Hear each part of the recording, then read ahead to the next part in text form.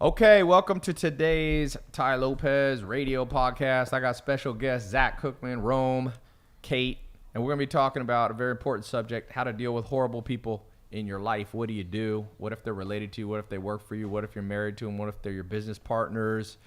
What if you thought they were your best friend? And we're going to also talk about North Korea. North Korea, we're dealing with a crazy person there. Is it going to start Holocaust? Let's talk. So let me just start by saying this. Let me drop this here. One of the number one things that will cause you happiness or unhappiness in life is not how much money you make or they call it extrinsic factors, right? Factors outside your control.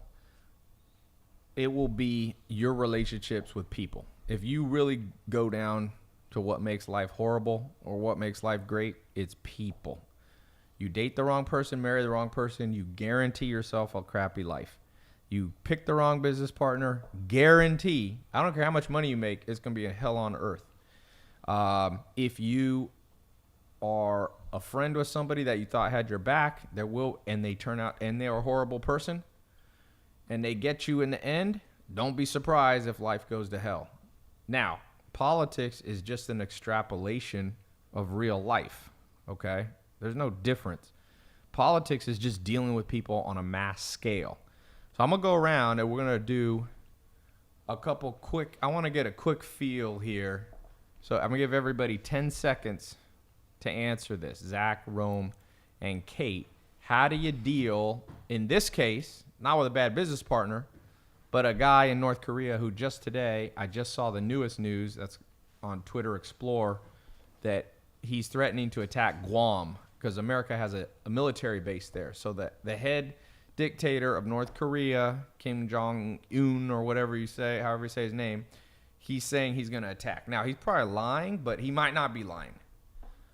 So how do you deal with an a-hole person politically?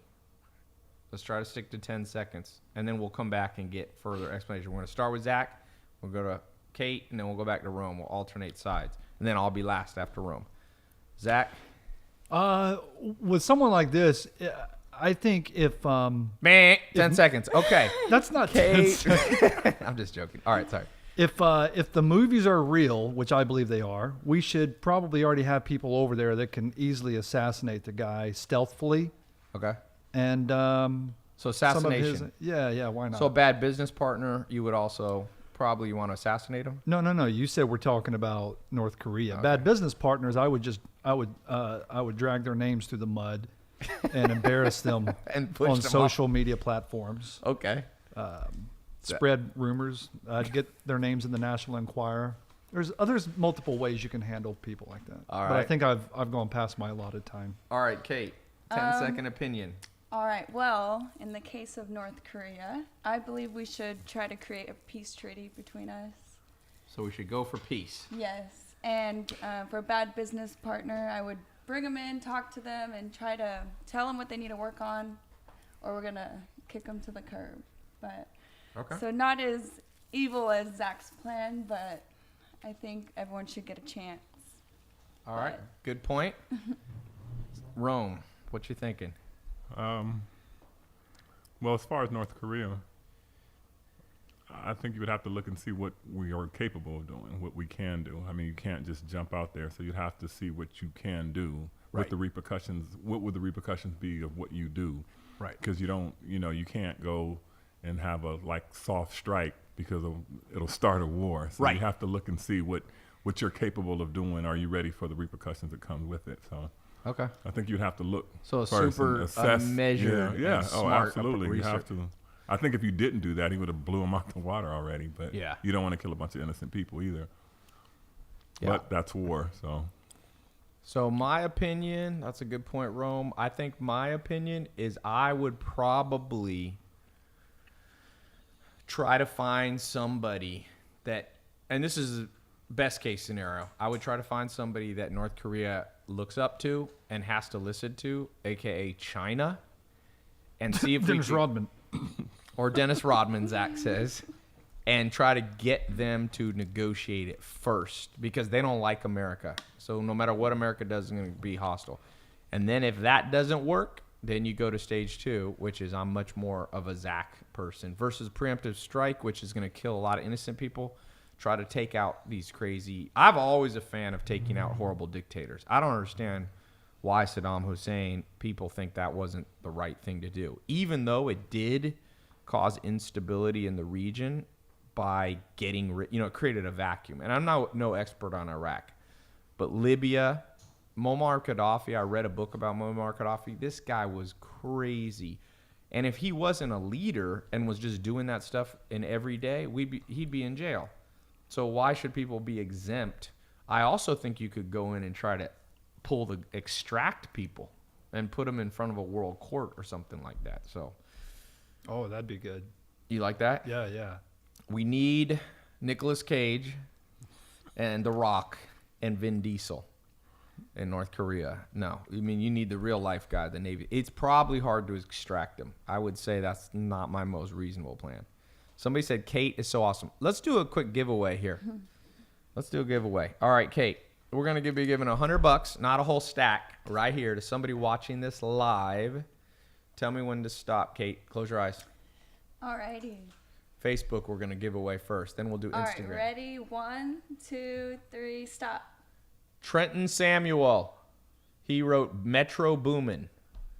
Okay, that makes no sense, but you still won the $100 PayPal. He's Metro Boomin won him $100. talking about rappers. He's talking about music while we're talking about North Korea. Okay, so second question, and while you're listening to this, try to answer it yourself, because one of the things I did one of my millionaire mentor calls. I did my first millionaire mentor call. I decided I'm going to mentor personally a handful of people or a group of people in a small test group. So today I did my first live call. Every Tuesday I'm training them. By the way, if you want to get in, you got till Friday because I'm closing the test group Friday. I only had it open for a week. And so already people have gotten in the first 4. And what I talked to them about is being a hyper curious person. If you want to make more money, you have to be able to mix and match different ideas into new trends. I call it trend stacking. You take one trend from here, one trend from here, one trend from here. You blend them all together. That's what Netflix is. Netflix is a combination of multiple trends. The trends for home delivery, the trends for online streaming, the trends for no late fees, the trends for subscription. Okay? So they blended 4 trends and they beat Blockbuster. Blockbuster went bankrupt, and Netflix now has 100 million people. They just passed paying them $10 a month. $1 billion guaranteed revenue per month. Okay? It's a real good success story. So the reason I'm talking about North Korea and a little politics and a little business is because the more diverse your knowledge base is, the more you can blend ideas together that nobody else ever thought to blend together. Most people are very, very narrow-minded. If they like fitness, they're a personal trainer, they just focus, how do I make money in fitness? If they're own a restaurant, they only read restaurant magazines. And I was reading an interesting book about the story of Hollywood. One of the most powerful men ever to be in Hollywood. I'm in the vicinity of Hollywood. This is Beverly Hills, but our neighbor Hollywood was a guy who started CAA. CAA is still around. It's called Creatives Artists Agency. It's one of the biggest talent agencies. They manage movie stars and a lot of sports people. And his name is Michael Ovitz. This man was the godfather, the real godfather of Hollywood in probably the mid 80s to the mid 90s. I mean, powerful guy. And he got 250 magazines per month. What? He had 150 magazine subscriptions per month. You can read the book. It's a new book. It says CAA on it. I forget the title. And he of course didn't read every article in all 250 magazines. That's not realistic. But he would flip through what caught his eye. But he would be getting restaurant magazines. He'd be getting sports magazines. He'd be getting architecture magazine. And that allowed him, he said, that when he met with people, he could find common ground. One of the things, if you want to do business networking, you got to find common ground with people. So people you meet who have different interests, if you know nothing about it, you create the opposite of a common bond. You create a vacuum. A lot of people, I've had people that meet me, and we try to talk for more than 5 minutes, and there's nothing to talk about. To be a good networker, You got to go, ooh, I'm talking to Elon Musk. Let's talk about space. If you ever bump into him. Oh, I'm talking to Arnold Schwarzenegger. What's Arnold Schwarzenegger like? Well, he likes bicycles. If you watch his Instagram, he bicycles all the time. He likes cigars. If you ever met Sylvester Stallone or one of these big people, trust me, they don't want to talk about, oh, I loved you in the movie Terminator. They've heard that 1,000 times. But if you can say, you know what, I saw you smoking that, Havana, blah, blah, blah, cigar. Have you tried this? They'll sit there and talk to you for an hour. And so being diverse is an important skill. And that's why we're talking about Kim Jong-un. Even though my podcast is not a political one, I still want to be wide base of knowledge. Okay. I know that Ovitz used to, with the 250 magazines, one of his favorite things was that highlight magazine. And on the back, where you see what isn't right, he would use that as a test. You know how you do your personality tests? When people would come in to talk with him, he would ask them, what's wrong with this image? Or isn't that it? Or what's missing or what's not right about this picture? So that was just like a little trick he did. Zach is here for words of wisdom that I forget about. Okay. So here's the second round of questions. We're doing a speed round question here. Back to our 10 seconds. I took longer, but I'm trying to host this thing. Here's the question. We'll go Zach, Kate, Rome, me. Is the way that Donald Trump, and I'm going to give you more, you can give a minute. Donald Trump, the way he's handling it. He's a liar. Rome hates Trump. Zach likes him. Kate, I'm not sure, but in your words, what he said today on the news was he says, we will rain down, what was it? Fire and fury if North Korea does anything. Okay. Is this the proper response to a horrible person in your life? Should you tell them at times, obviously not all the time, but is that the right response sometimes? Just warn them. You mess with me and I am going to bring fire and fury to you. Did Trump do the right thing? Beginning with Zach, 30 seconds to 1 minute. Well, I don't know if there's an absolute on how you handle it. Your There's opinion. So much stuff that we don't know about. I think you do have to be tough with people that are trying to be tough. I don't think you can placate or be nice or try to reason with people that are not reasonable. So give a thumbs up or thumbs down. Thumbs up. So, okay, how Trump handle it? Okay. I am pro-war. Give war a chance. All right. Kate. Well, I think that it is true it's better to be feared than loved, but I think the way he's making it sound is he's not thinking about all the soldiers' lives that are going to be lost if we get into war and all the innocent people dying. I think he should not be so hateful or so forward with it. Like, I'm going to bring fire down. Like, I don't know. I think he should be less. A bit more diplomatic. Yes. Okay, good point. So thumbs up or thumbs down? I would say it's kind of like sideways. There is no sideways. Up or down? I don't know if that's how she does sideways. Akya? Akya? Or what's the one that Ollie G does? Nish, nish. Nish nish or Akya? Nish, nish. Okay, Rome. Well, as far as the comments go, I'm sure he wants to exude power and doesn't want to make it seem like we're getting punked by North Korea. Right. At the same time, I think North Korea thinks he's a punk anyway. And it could be a bluff or it couldn't be. I think, they probably figure he's insane so we can be just as insane. I don't think it was beneficial for us, though. I don't think it added anything.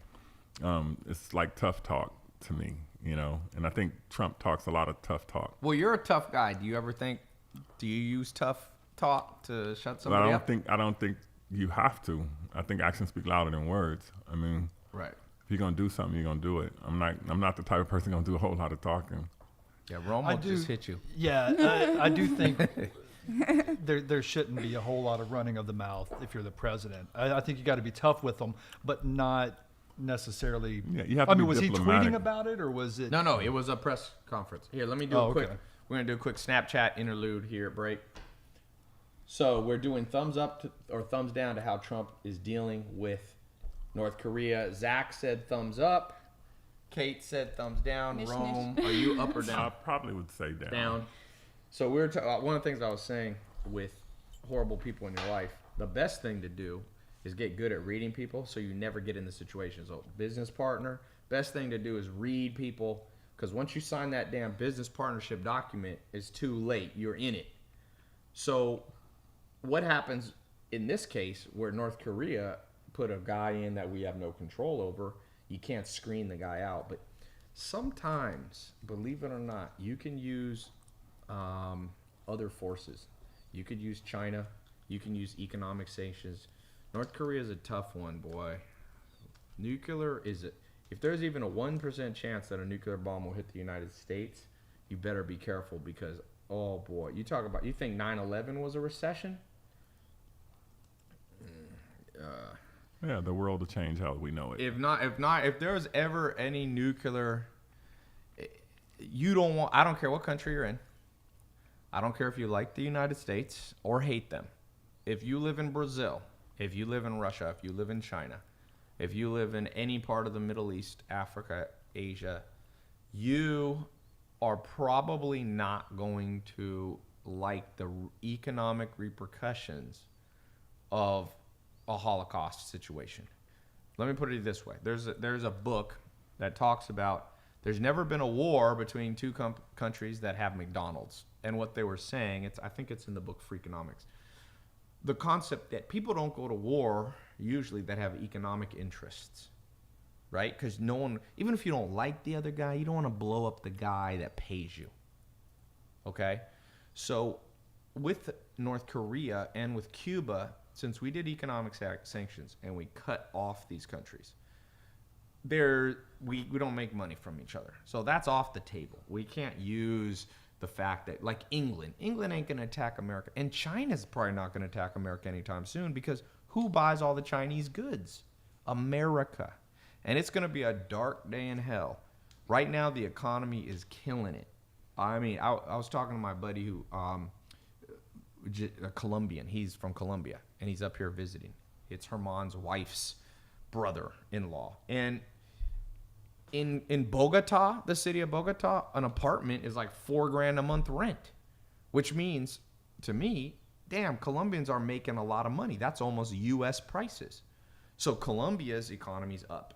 Argentina, we had some people from Buenos Aires, up. Europe, up. The day that there is a nuclear bomb or even a dirty bomb in the United States, real estate markets will completely seize up. Cash flow will seize up. Your credit cards are going to they're going to start cutting your credit limits. The second there is, you are going to see your 401k hit the freaking, it's going to be a nightmare. Let me just say that. If there's a nuclear bomb in the U.S., your 401k, real estate holdings, your credit cards, lines of credit are going to get cut. You are going to see mass strikes and unemployment shoot through. Remember what happened on 9/11? That's nothing compared to nuclear, because nuclear not only is scarier, it has radioactive fallout, and the second one person does it, there's something, criminals, they call it copycat effect. Someone else is going to be more likely to be able to do it. Now, I'm just going to say this. Warren Buffett predicted by 2050, okay? He's counting, because he has an insurance company, he almost guarantees there will be some sort of nuclear attack on the United States. He says it's inevitable. This is Warren Buffett, not some crazy person. This is a smart guy. So, war should be a last resort when it's nuclear, because ain't nobody going to like it. And I would guess that if this Kim Jong-un causes a nuclear war, somebody in his own people are going to assassinate him. Nobody wants that, man. Nobody wants it. So, yeah, you're right. You obviously don't want war as an option. But with people like this, I think if you look at history, you're going to see you can't do a treaty. You can't do a negotiation. You can't be Neville Chamberlain. Right. Or even in the 90s, whenever they did the deal that let North Korea start yeah, moving that was towards having who did that deal? Who was Well, that? it was the Clinton administration. I forget who the Clinton? Bill Clinton? Yeah, but I forget who is. You should have I can't never think of the name. I said this about 2 years ago, I think it's on one of my YouTube videos, I said, mark my words, it's not going to be Iraq that's going to be a problem. It's North freaking Korea. Because here's another principle that Alan Nation, my second mentor, told me. He said, the things you worry about rarely happen. The things you worry about rarely happen. The things you don't worry about are what happen. See, the way your brain works is you have depression, anxiety, fear, and worry. Evolutionary psychologists will call this functional parts of the brain. What functional means is they serve a good purpose. There's 3 main reasons humans are depressed. One is to cause negative emotions to make sure you don't do the same thing again. Okay? So like if you got depressed because you were mean to your girlfriend and she left you, then it starts computing your brain that don't be so mean to the next girl you meet or she'll leave, or vice versa. Okay. The second one is it creates a cry for help. Sometimes you need help, and when you're depressed, other people notice it, and if you have true allies, they come and they're close to you, right? And there's other reasons, but those are 2 huge ones. There's a couple others. With this situation with North Korea and so on, we weren't worrying about it. I mean, North Korea was not that talked about until really recently. It was talked about intermittently, but we were way more talking about Iran, Iraq, Somalia at one point. So just remember this. Have a broad brain about what your potential worries are. You know what I told people today on the call? I said, people are so worried about starting their own business. What if it doesn't work out? Let me tell you what you should worry about much more. Choking to death. 3rd cause of accidental death in the United States after cars, and I forget what the second one, is choking to death. It's not a big deal if you start a business and you fail. Who cares? You could start another one. The average millionaire, it was their 3rd business that made them rich, meaning most people do fail, and they do just fine in the long run. But if you choke to death, game over. But how many people do you ever think today sit there and go, let me chew my food 20 times on this steak? No. The 3rd leading cause of death. Again, what you don't worry. Another thing is driving a car. Man, the most dangerous thing you do. Zach is afraid of airplanes. Nobody dies in plane crashes. I think in a commercial plane crash, not one person's died in the last 2 years in a commercial. Well, you didn't say that. You said nobody dies in a plane crash. That's what statistically made me sit up. per year, no one dies. Zach's worried about 747s, but he drives like a maniac. I've driven with Zach. He drives without looking. He texts while he drives. And, dude, he has I take naps.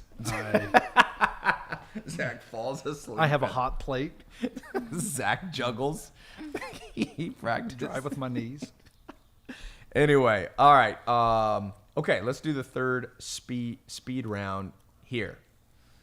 You're now the president of the United States. Oh, let's do a giveaway. Let's do a $100 giveaway. Quick giveaway. All right. We're going to go with Instagram Live. Be commenting and hearting right now. Somebody said Prodigy died by choking. Is that true? Is that how the rapper died? Prodigy? That's what they reported. Really? Yeah, but he was in a hospital, so he was already Oh, ill, it was like so yeah. it was probably an accident. And Mama Cass. She choked on a ham sandwich from the Mamas and the Papas. Is that true? No. It's just It's a an song? old joke. Is that an? That's not how she died. That's a true insider joke that no one gets. Mama Cass from the Mama and the Papas. Yeah. Zach's dating himself. Okay. No, I read. Okay. Tell me when to stop, Kate. Close your eyes. Alrighty. You Instagram. Ready? 1, 2, 3, stop. Okay. We got Flexin' G. Congratulations. Now we're going to do YouTube, and we'll do YouTube and Twitter here shortly. All right.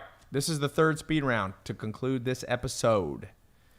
All right. Here's what we're talking about. Is that how long we've been rolling? 25 minutes or so? Yeah. Okay, These good. are gone with a couple minutes more. Yeah.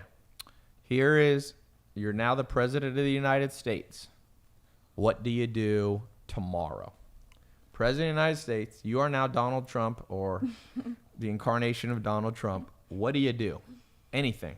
You just issue another statement, do research, drop a bomb, assassinate. Somebody said take a dump. Thank you, James Franco 123. All right, what would you do, Zach? Well, with the limited knowledge I have of the current situation, I'd probably start moving towards some sort of action. Military movement. Yeah, I don't know. No, I wouldn't poke at it. I wouldn't poke at him. I would do as much stealthily as possible. I wouldn't try to do any kind of major Yes. movement Okay. because I think he's ready to Okay. attack Guam.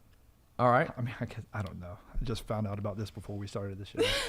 Kate, what would Yeah, you do? You're president tomorrow. Well, What if do you- I was the president, from my limited knowledge as well,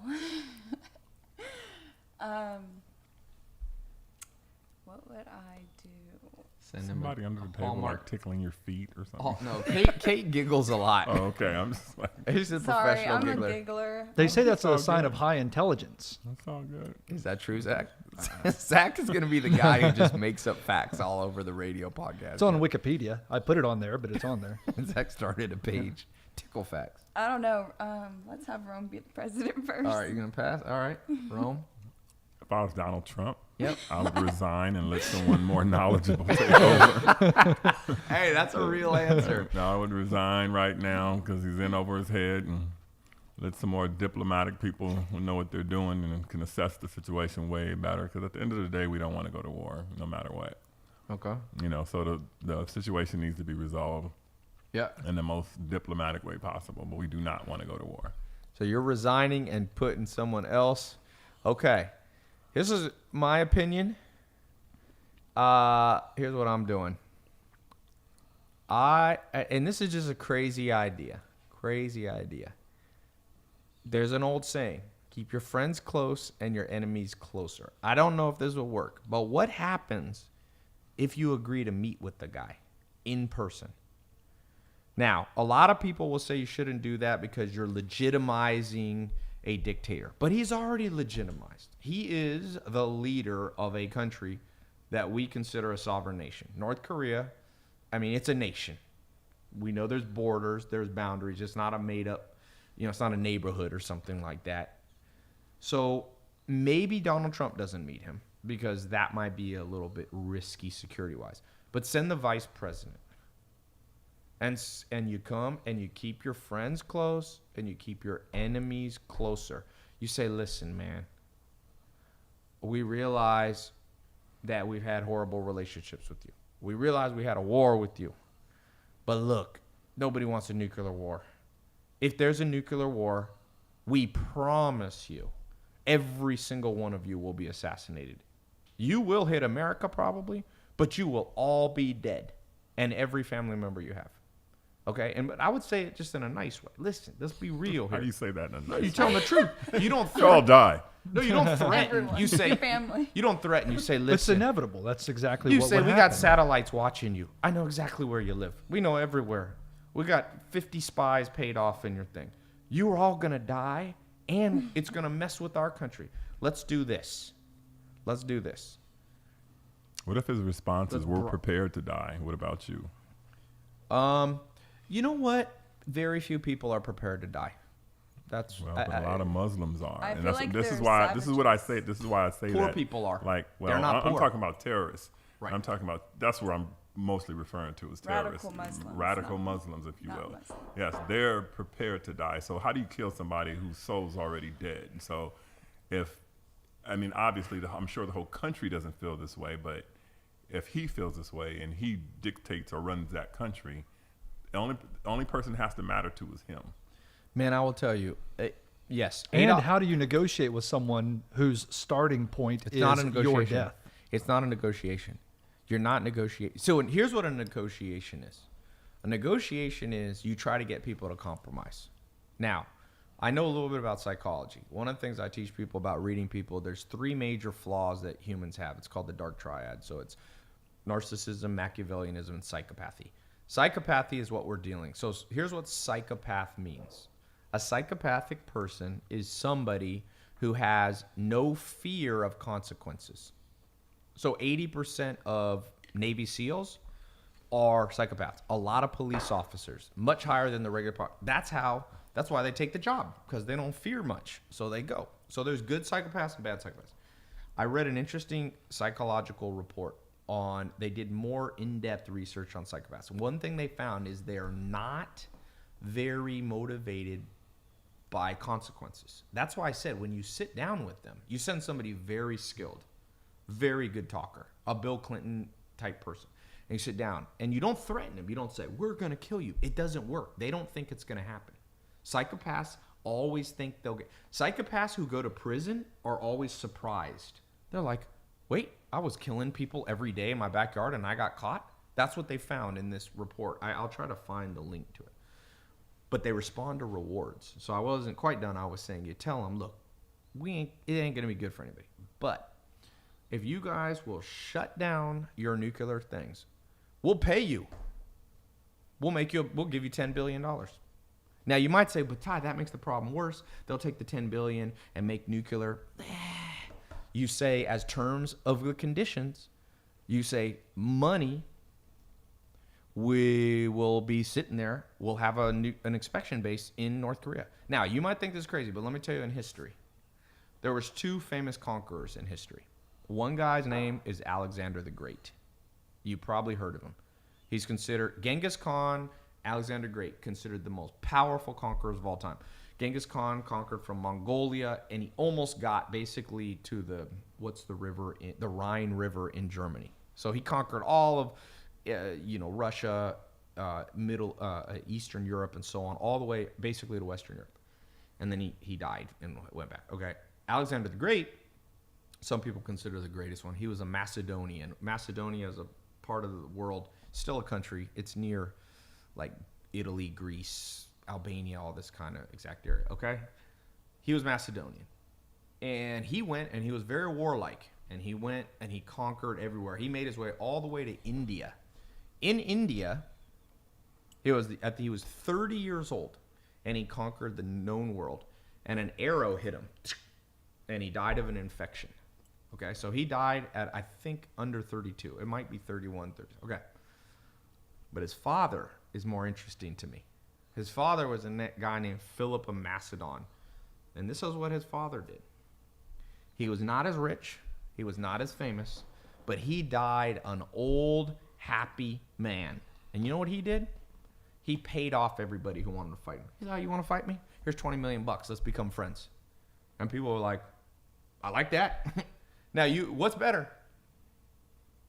What's better, being the tough guy and having a nuclear bomb hit the freaking United States? It will be a 10-year economic recession. Your job is going to go to shit because people ain't going to be buying iPhones. Your house value, if you have a house worth $400,000 that you want to sell and move, it's going to be worth $200,000. Your credit card is going to get cut. Your 401k will drop in half. If you're okay with that, so you can be the tough guy, be my guest.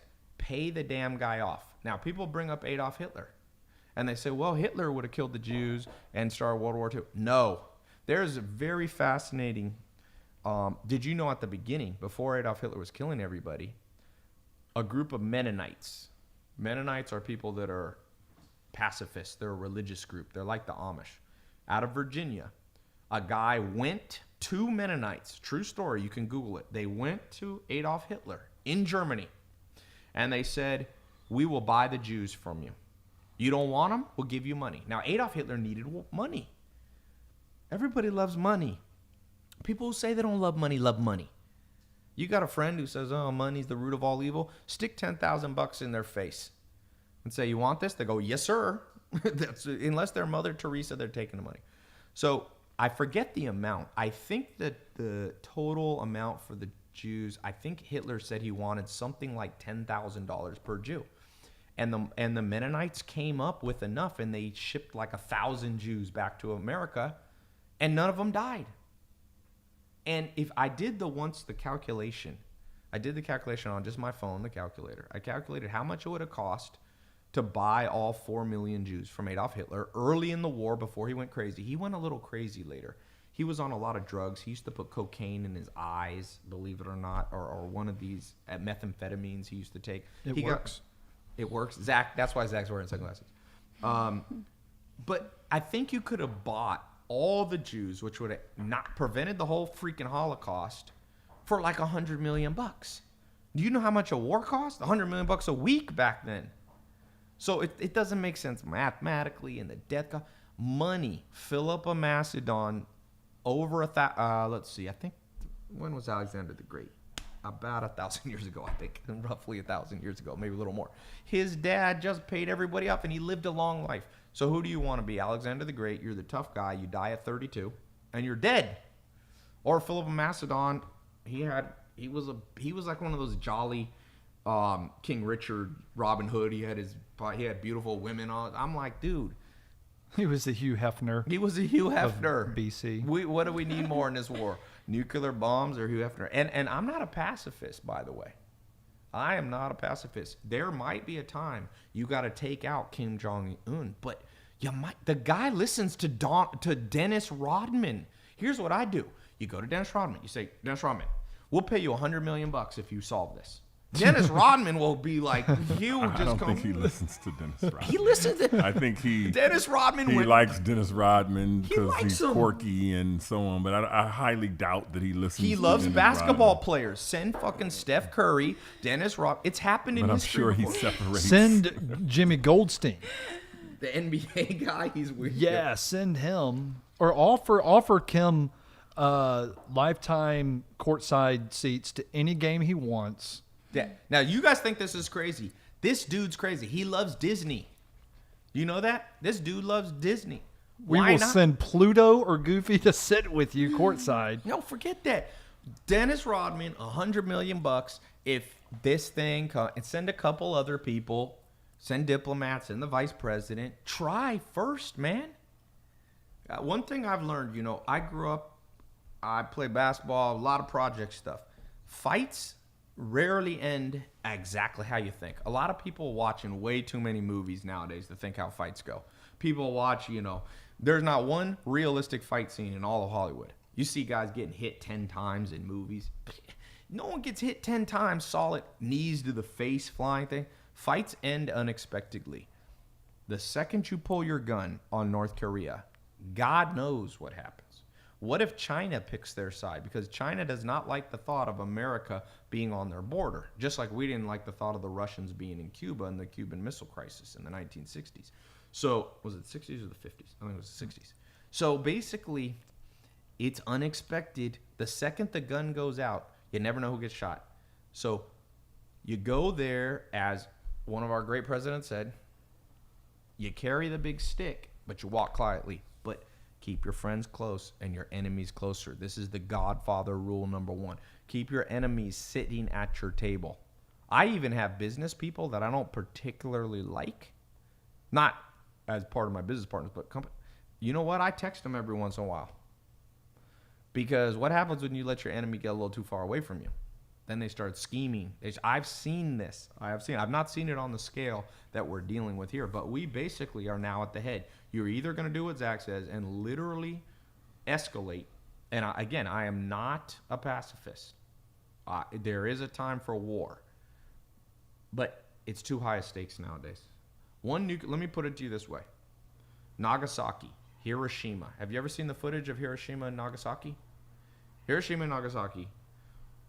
It was such a big bomb. I just read this book that if you even looked for a millisecond, you were instantly blind. We're talking 3 miles away, blind. There was people, people would just walk down the street and their skin fell off.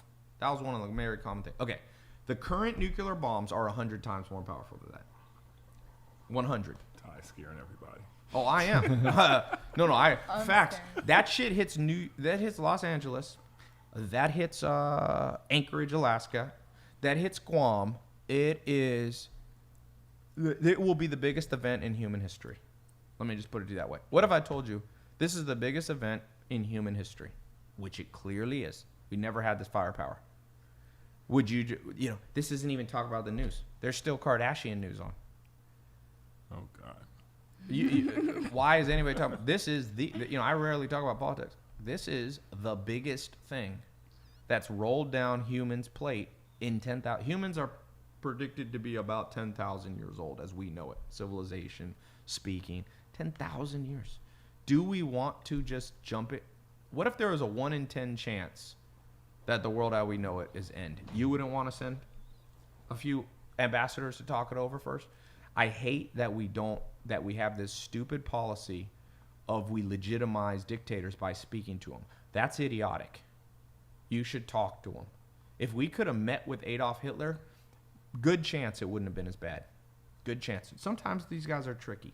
But in World War II, you had all the dictators got together. In World War II, America got together with Joseph Stalin, and Stalin was a bastard. I mean, this man was a bastard.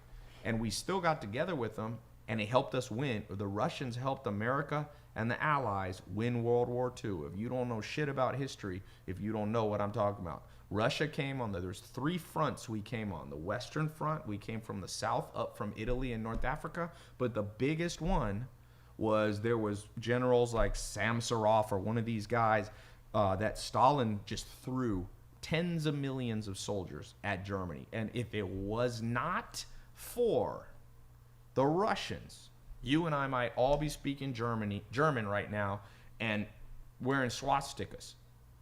Hitler was close to winning World War II, so you need allies. That's why I said you send ambassadors to North Korea. You send ambassadors to China. The president of the United States should sit down with the president of China, the prime minister. It's insane that that he should be in China right now. And he should sit there and say, listen to me. We buy all your shit. If North Korea, your neighbor, hits us, we ain't going to buy your shit. And if we don't buy your shit, you will be ousted as the prime minister of China. Somebody said we already talked to China. Talk to him again. Yeah, we did, but I mean, at Never, the same don't time, stop. China's its own country too, and China has their leadership too, and you know they have their needs and demands too, and I think they do understand that they're kind of the link between the United States and North Korea, and they have power there, but they've chosen not to use it. But a little convincing, a little persuasion. Let me just talk about business. I know more about business than I know about politics. I know that people have walked into investors and said, invest in my business. And those investors are smart, and they've sat there and they've said no. And then people have come back who got rejected and said, let me explain this a little different way.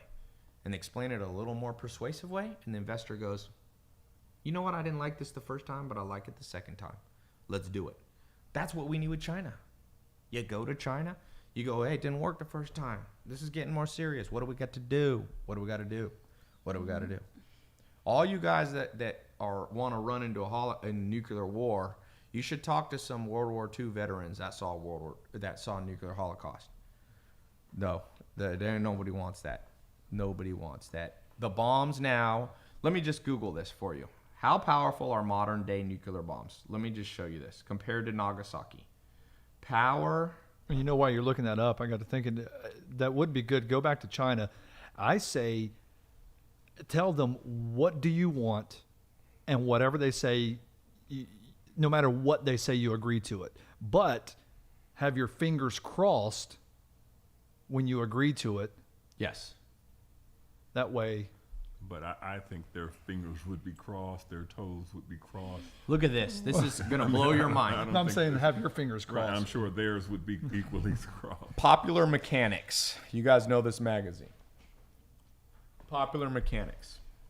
Today's nuclear bombs are thousands of times more powerful than World War II. Let me just reiterate. We dropped 2 bombs and decimated Japan. 1 bomb now is 1,000 of those. That means that one of those bombs hits California, it decimates the state of California. When you look at radio, and did you know that when California goes down, all hell gonna go loose in this world.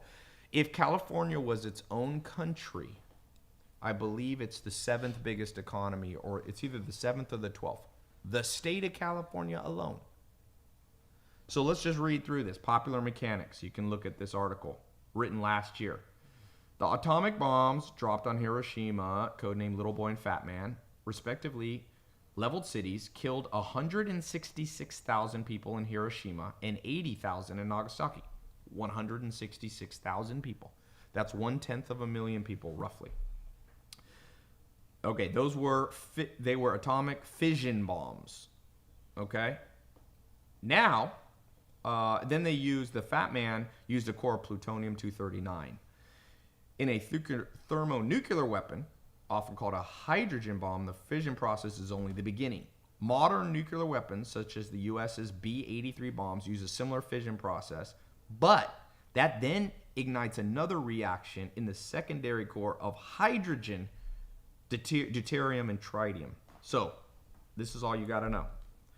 The blast from Little Boy was the same as 15,000 tons of dynamite. 15,000 tons of dynamite. You know, one stick of dynamite will blow you completely away, right? That first bomb was 15,000 tons of sticks of dynamite. You know how many sticks of dynamite are 1 ton?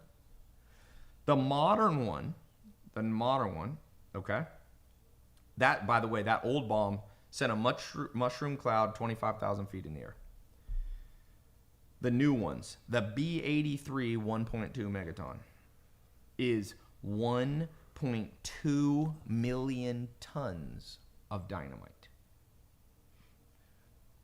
Are we getting this? The last one was 10,000 or 15,000. The new one is 1.2 million tons. That's all you. Now, I don't know if Korea has that big of a bomb yet, but 1.2 million tons of dynamite. You want that to explode in your city with radioactivity? 1.2. You know how many tons? I was on a boat, and I think the modern freighter boats, you know, they have all these like cranes. That's where Walmart gets all their shit from China. They come on cranes. They hold like 500,000 or 800,000 tons. Those huge freighters, they're the size of a city. Imagine that thing jam-packed with fucking dynamite. And it'd be 2 of those set in the middle of Los Angeles. It will be the end of the world as we know it. So let me just add, this is my solution. What would you do if you knew you got 2 choices? 5% chance it's the end of the world as we know it. Just 5%. Or pay Dennis Rodman $100 million, or Bill Clinton, or fucking go give Kim Jong-il his own Disney World. Placate the guy. Placate the guy. You know what that means? Be nice to the guy. And then, if it doesn't work, then you always assassinate him last. But you better strike fast, and you better hit tons of people. Keep your friends close and your enemies closer. Read The Art of War. The Art of War. You know what The Art of War says? And this is a Chinese book, one of the most famous books ever written. It was written by Sun Tzu thousands of years ago. He said, do not tell your enemy, and I'm paraphrasing, you don't ever tell your enemy what you're doing. You act nice. You go, hey, no big deal. You know, I used to own clubs. A lot of fights. I've seen a lot of fights. I've been in fights. I've been in the hospital. I put somebody in the hospital before in a fight. Most dangerous guys are the guys, and Rome knows this. They just walk up to you. They got a little smile. Pow! Hit you right in the jaw and you're out. That's what we have to do if it comes to that. You start talking up a big game. That's not working. It didn't work on Saddam Hussein because he was a psychopath. The only thing that worked was, you know, we went in there, but he didn't have nuclear weapons at all. So keep the guy close. Make him feel everything's good. And then pow, hit him if you have to. And when you hit, you got to wipe out the top 100 guys on that thing. So that's what I would do. In terms of warning your enemy, I'm not sure that works very well. It didn't work for Adolf Hitler. We warned Adolf Hitler. Oh, we're going to cause a war. You think Adolf Hitler, if they're crazy, they're crazy. It did not work on Muammar Gaddafi. We warned Muammar Gaddafi before Libya over and over. Didn't work at all. It didn't work on Saddam Hussein. It has not worked on the Shah of Iran. It doesn't work on ISIS. You can't threaten. Just walk quietly and carry a big stick. Keep your friends close and your enemies closer.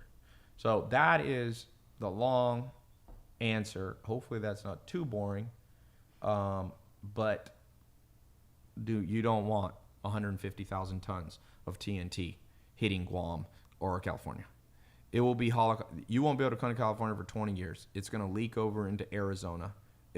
a lot of our food in America that you're eating comes from a lot of the food that you eat in America comes from California.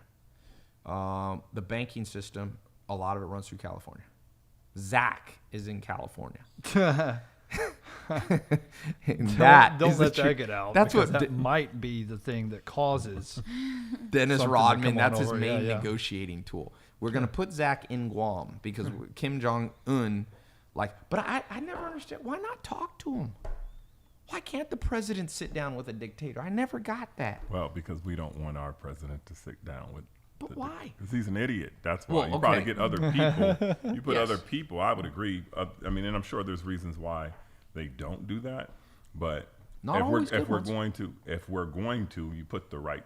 Yeah, people. Yeah. You know that one thing I liked about Obama. I didn't agree with everything Obama did, but one thing Obama did, he was the first standing president in like 50 years to visit a prison. And people are like, you shouldn't visit a prison. Somehow you legitimize him. I'm like, what are you fucking talking about? You're telling me we have 2 million Americans in prison. Okay, it's about a little under 1% of Americans are in prison. For the president to go visit it somehow makes more people going to go to prison. I mean, this world is getting stupider and stupider as we go. I thought that was smart. Why shouldn't the president go, look at the conditions, talk to people, get his... It's a big part of being the president is the justice system. Nobody went for fucking 50 years because Reagan thought it was bad. Carter thought it was bad. Nixon thought it was bad. Clinton thought, what the hell is wrong with people? Go talk. You know where I want my leaders? You know the best generals in the military? You know where they go? They led the fight. Do you think that the best generals, the great generals, you know MacArthur? Not MacArthur. Patton. Patton was dry. There was bullets hitting his helmet, and all the men respected him. I want the president and the top people in the worst places. What greater death could it be as a president negotiating world peace and something goes down and you get killed? We'll be okay. We'll elect another president. You got a vice president. Don't send the president. I mean, send the best guys. Real leaders go to the heart of the battle. And prison is a big problem in the United States. Send Obama went. I admire him. There's not one cogent, intelligent, high Q argument as to why it was wrong for a president to go visit the prison system. No, but it was accepted fact for 50 years. So just because it's accepted conventional truth doesn't mean it's remotely accurate. So just because it's conventional truth that a president doesn't visit a dictator for the last 50 years doesn't mean you're right, because, as I corrected people, America has met a dictator. His name was Joseph Stalin. And I believe Roosevelt met him 2 times. One was in Morocco, wasn't it? Didn't they go to Casablanca or something like that? He went. He took a boat. I believe he took a boat. The President of the United States took a boat, and it was Winston Churchill. There's a famous picture. You can pull it up, though. Winston Churchill, Joseph Stalin, and the President of the United States. And he said, listen, dictator, Joseph Stalin, we need your help, man. And it fixed it. So you go to China, you fix it. You go to Kim Jong-un, and if the dude turns out too crazy, then you can always fight. Fighting is always there, man. But I have learned in business, be careful who you piss off, because people are friends of friends of friends of friends. You make life hard. Remember what Philip of Macedon, here's the picture. You think America never met with dictators? Wait, is that Truman or Roosevelt? Roosevelt. That's Roosevelt. I think Truman might have met with Stalin later. They met on an island, Yalta, too, I think. So there's Joseph Stalin. Roosevelt was crippled because he had a disease that he didn't tell much. I think he had muscular dystrophy. Didn't he have MS or something? It wasn't polio? Polio. He had polio when he was young, but he I don't know. Maybe you're right. And then there is good old Winston Churchill. And they met. So Americans, and we won World War II. We won. Nothing happened to America. Nothing happened much. You've seen the movie Dunkirk. England got attacked a little bit. Not too bad. Germany got decimated. Poland got decimated. But most of the world was okay. We got to learn from history. Another thing that each of you have to do, a little side note. if you read, there's a great investor. His name's Ray Dalio. He's one of the richest men in the world. Can you Google what Ray Dalio's net worth? I think it's $20 billion. He's a hedge fund manager. And what he said is, he said you must study history to make money, because that's how you predict what you should invest in the stock market based on the past. You figure out trends that he said the world's a cycle that goes around and around. What's his 17 billion? 17 billion. He made 17 billion. So that's what I'm saying. This is one thing that I don't know much about Donald Trump, okay? He was supposed to, believe it or not, use this house here, my house, for a fundraiser. A friend asked in February last year, before he was president, if he could use my house. And Rome said no. No, I'm not. It ended up not happening for some reason. And like I said, I'm not really Republican or Democrat. I find both of the parties fairly idiotic, and equally idiotic. But I don't know if Donald Trump knows history. I know that George Bush didn't. I'm sure he doesn't. Yeah. Well, George W. Bush, I mean, I read this fascinating book there's a book, I forget it, you can Google it. It's by the guy who first interrogated Saddam Hussein. So this guy interrogated Saddam Hussein, the first person to ever talk to Saddam. And what he basically found is that Saddam Hussein and George Bush were similar in that each person was in such a small bubble, they didn't understand any of the repercussions. They didn't understand, for example, Saddam Hussein had basically never traveled the world. So he didn't understand that America is a horrible country to attack. I'm going to just tell you this. America, in many ways, and this is going to be controversial, is the nicest empire in history. Okay? Trust me. Anybody who argues with that is a dipshit. Name any other empire in history we are the least warlike empire.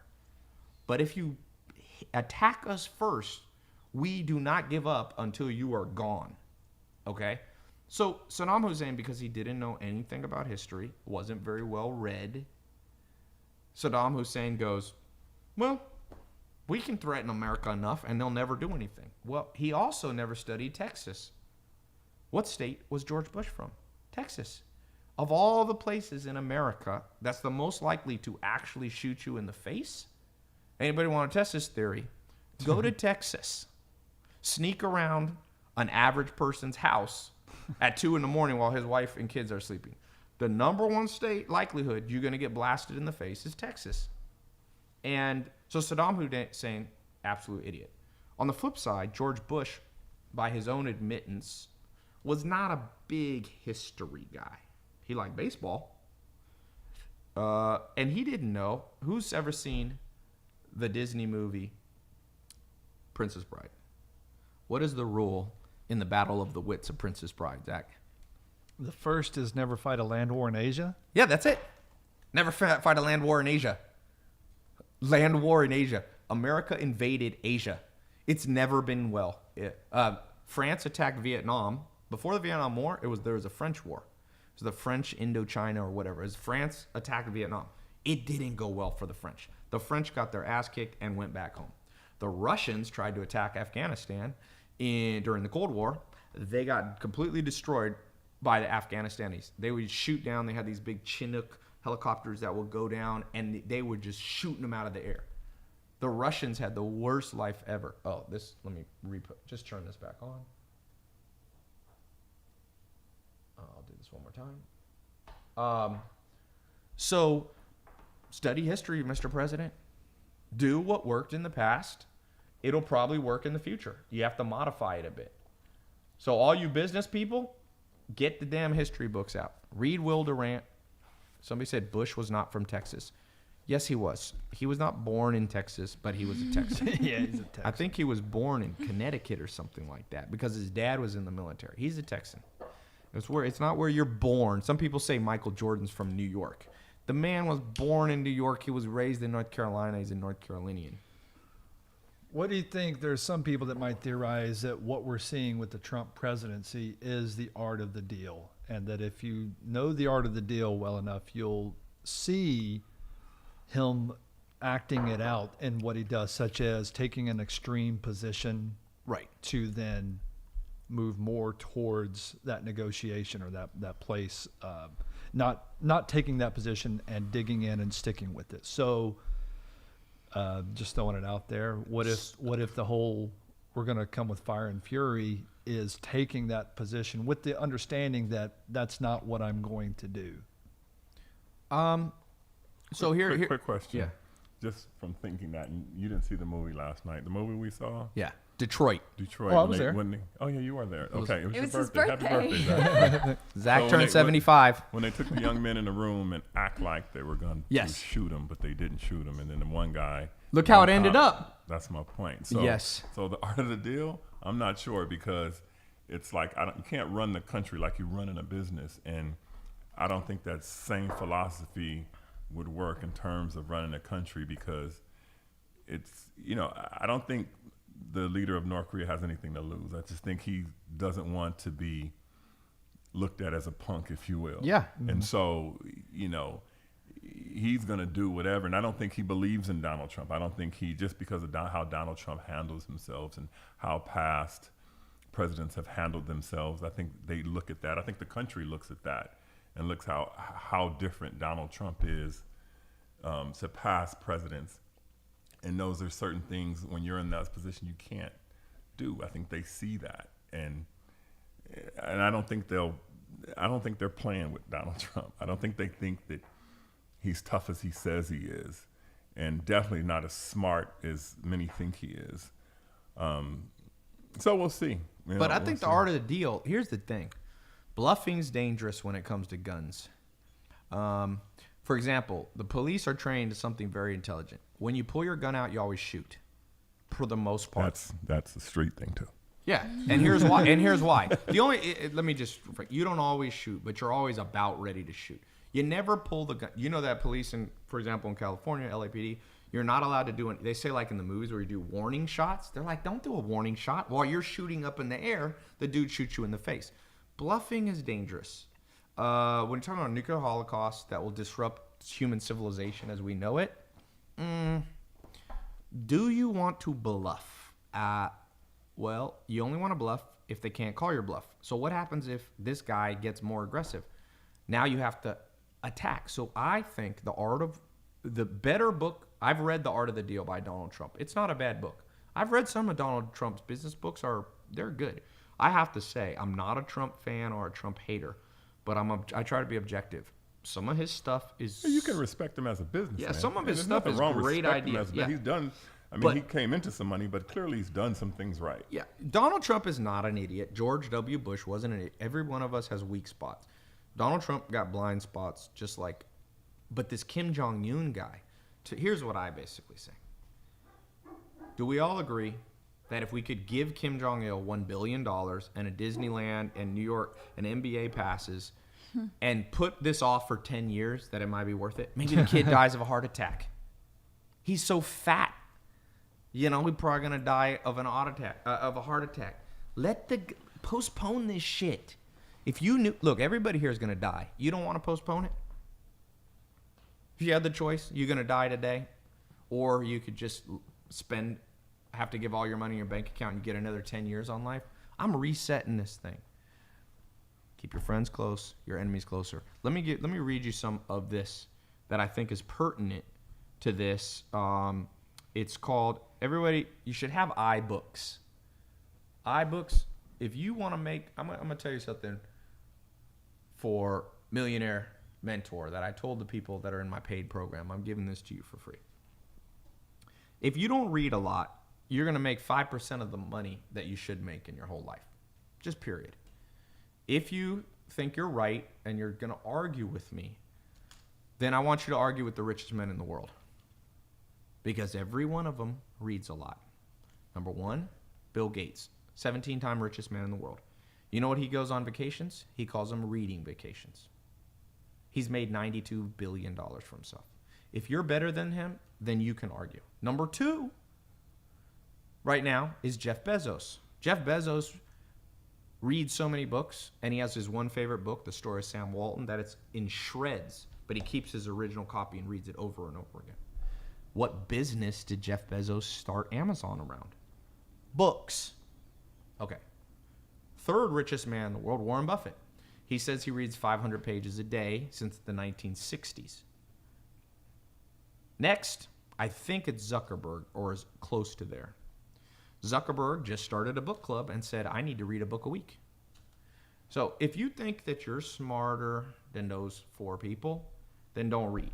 If you're like me and I go, I ain't smarter than them, you not only want to have physical books, audiobooks, but use iBooks. Because if you have an iPhone or a Android, you can get the equivalent. Anything you want, and you can get while you're on a plane. You know when planes break down and everyone bitches? I'm all excited because I got an extra hour to read.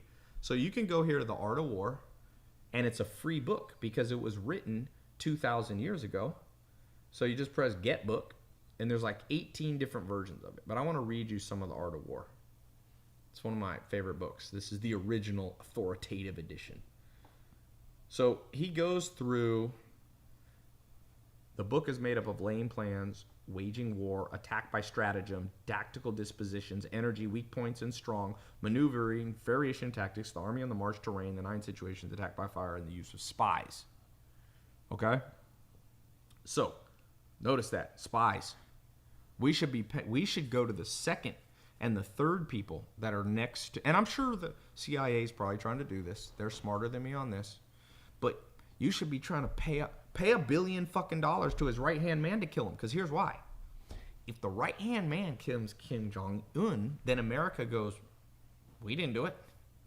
So China goes, we can't say America's meddling in our affairs. But we had our hand in it behind. Be cunning. Even if you're religious. You know what Jesus Christ said? Be cunning. Close.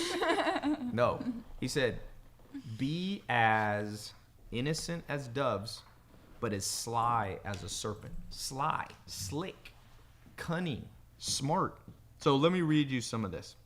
Just a little bit here. If you have not read The Art of War, you are for sure making pennies on the dollar of what you should be making. This is the most read book by businessmen in the world and women. Okay? Let me skip fast forward here. Okay, laying plans. The art of war is of vital importance to the state. It is a matter of life and death, a road either to safety or ruin. So, let me go to the part where he gets to the tactical things of how to do. Attacking by stratagem. Okay? In the practical art of war, the best thing of all is to take the enemy's country whole and intact. To shatter and destroy it is not so good. So first thing is, decimating North Korea probably is not the best. It is better to, so he's saying, hence to fight and conquer in all your battles is not supreme excellence. Supreme excellence, listen to this. Listen to this. Whatever you're fucking doing, listen to this. To fight and conquer in all your battles is not supreme excellence. Supreme excellence consists in breaking the enemy's resistance without fighting. Did he say with fighting? Without, and this is before nuclear bombs. Thus, the highest form of generalship is to balk the enemy's plans. What does that mean? To foil them, but not by force. The next best is to prevent the junction of the enemy's forces, meaning make sure North Korea and China don't join. So you get in there and you drive a wedge between them. See, you're winning by trickery. You're winning, but ethical trickery. It's kind of like a white lie.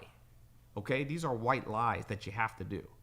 So what we need to do, it says the general who's unable to control his irritation will launch his men into attack like swarming ants, with the result that 1/3 of his men is slain while the town still remains untaken.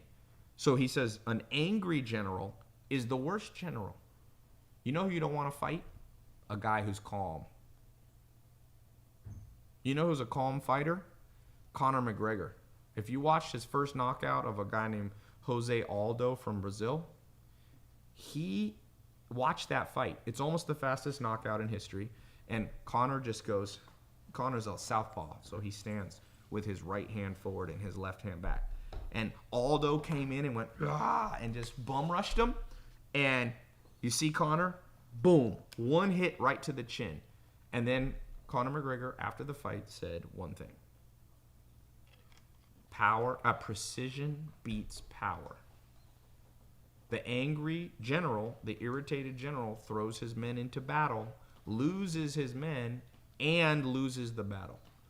So again, 2,000-year-old advice in that region.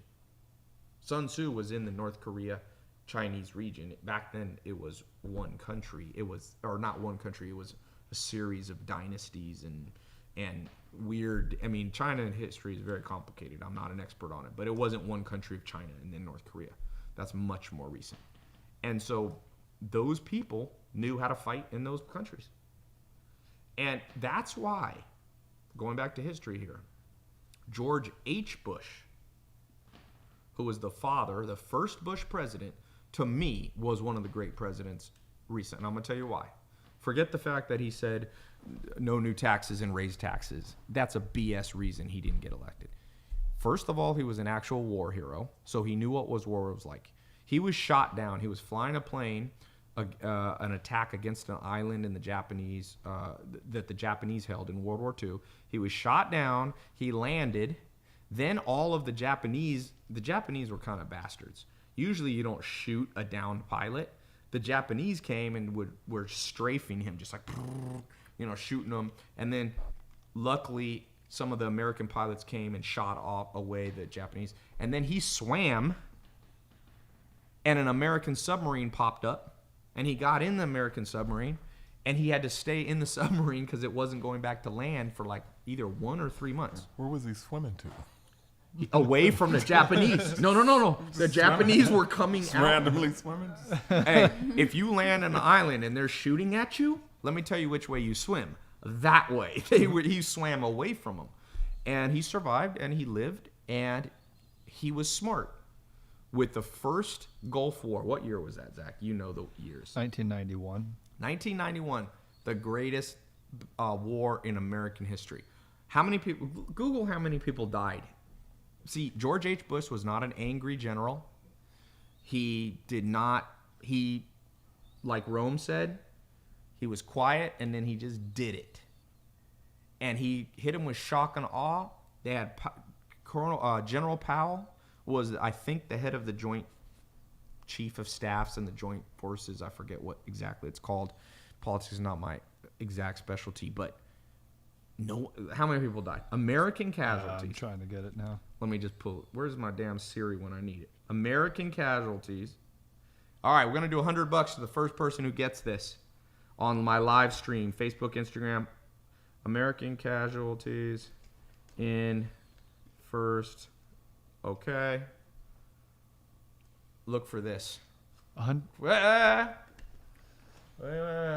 for that number. Usually. Oh, wait a minute. It says 1990. Okay, but it doesn't matter. You got it wrong. Right here. Okay, we got it. Alexander, 149 American troops died. Congratulations. We're going to PayPal you $100, Alexander Stan. Great. Alexandru.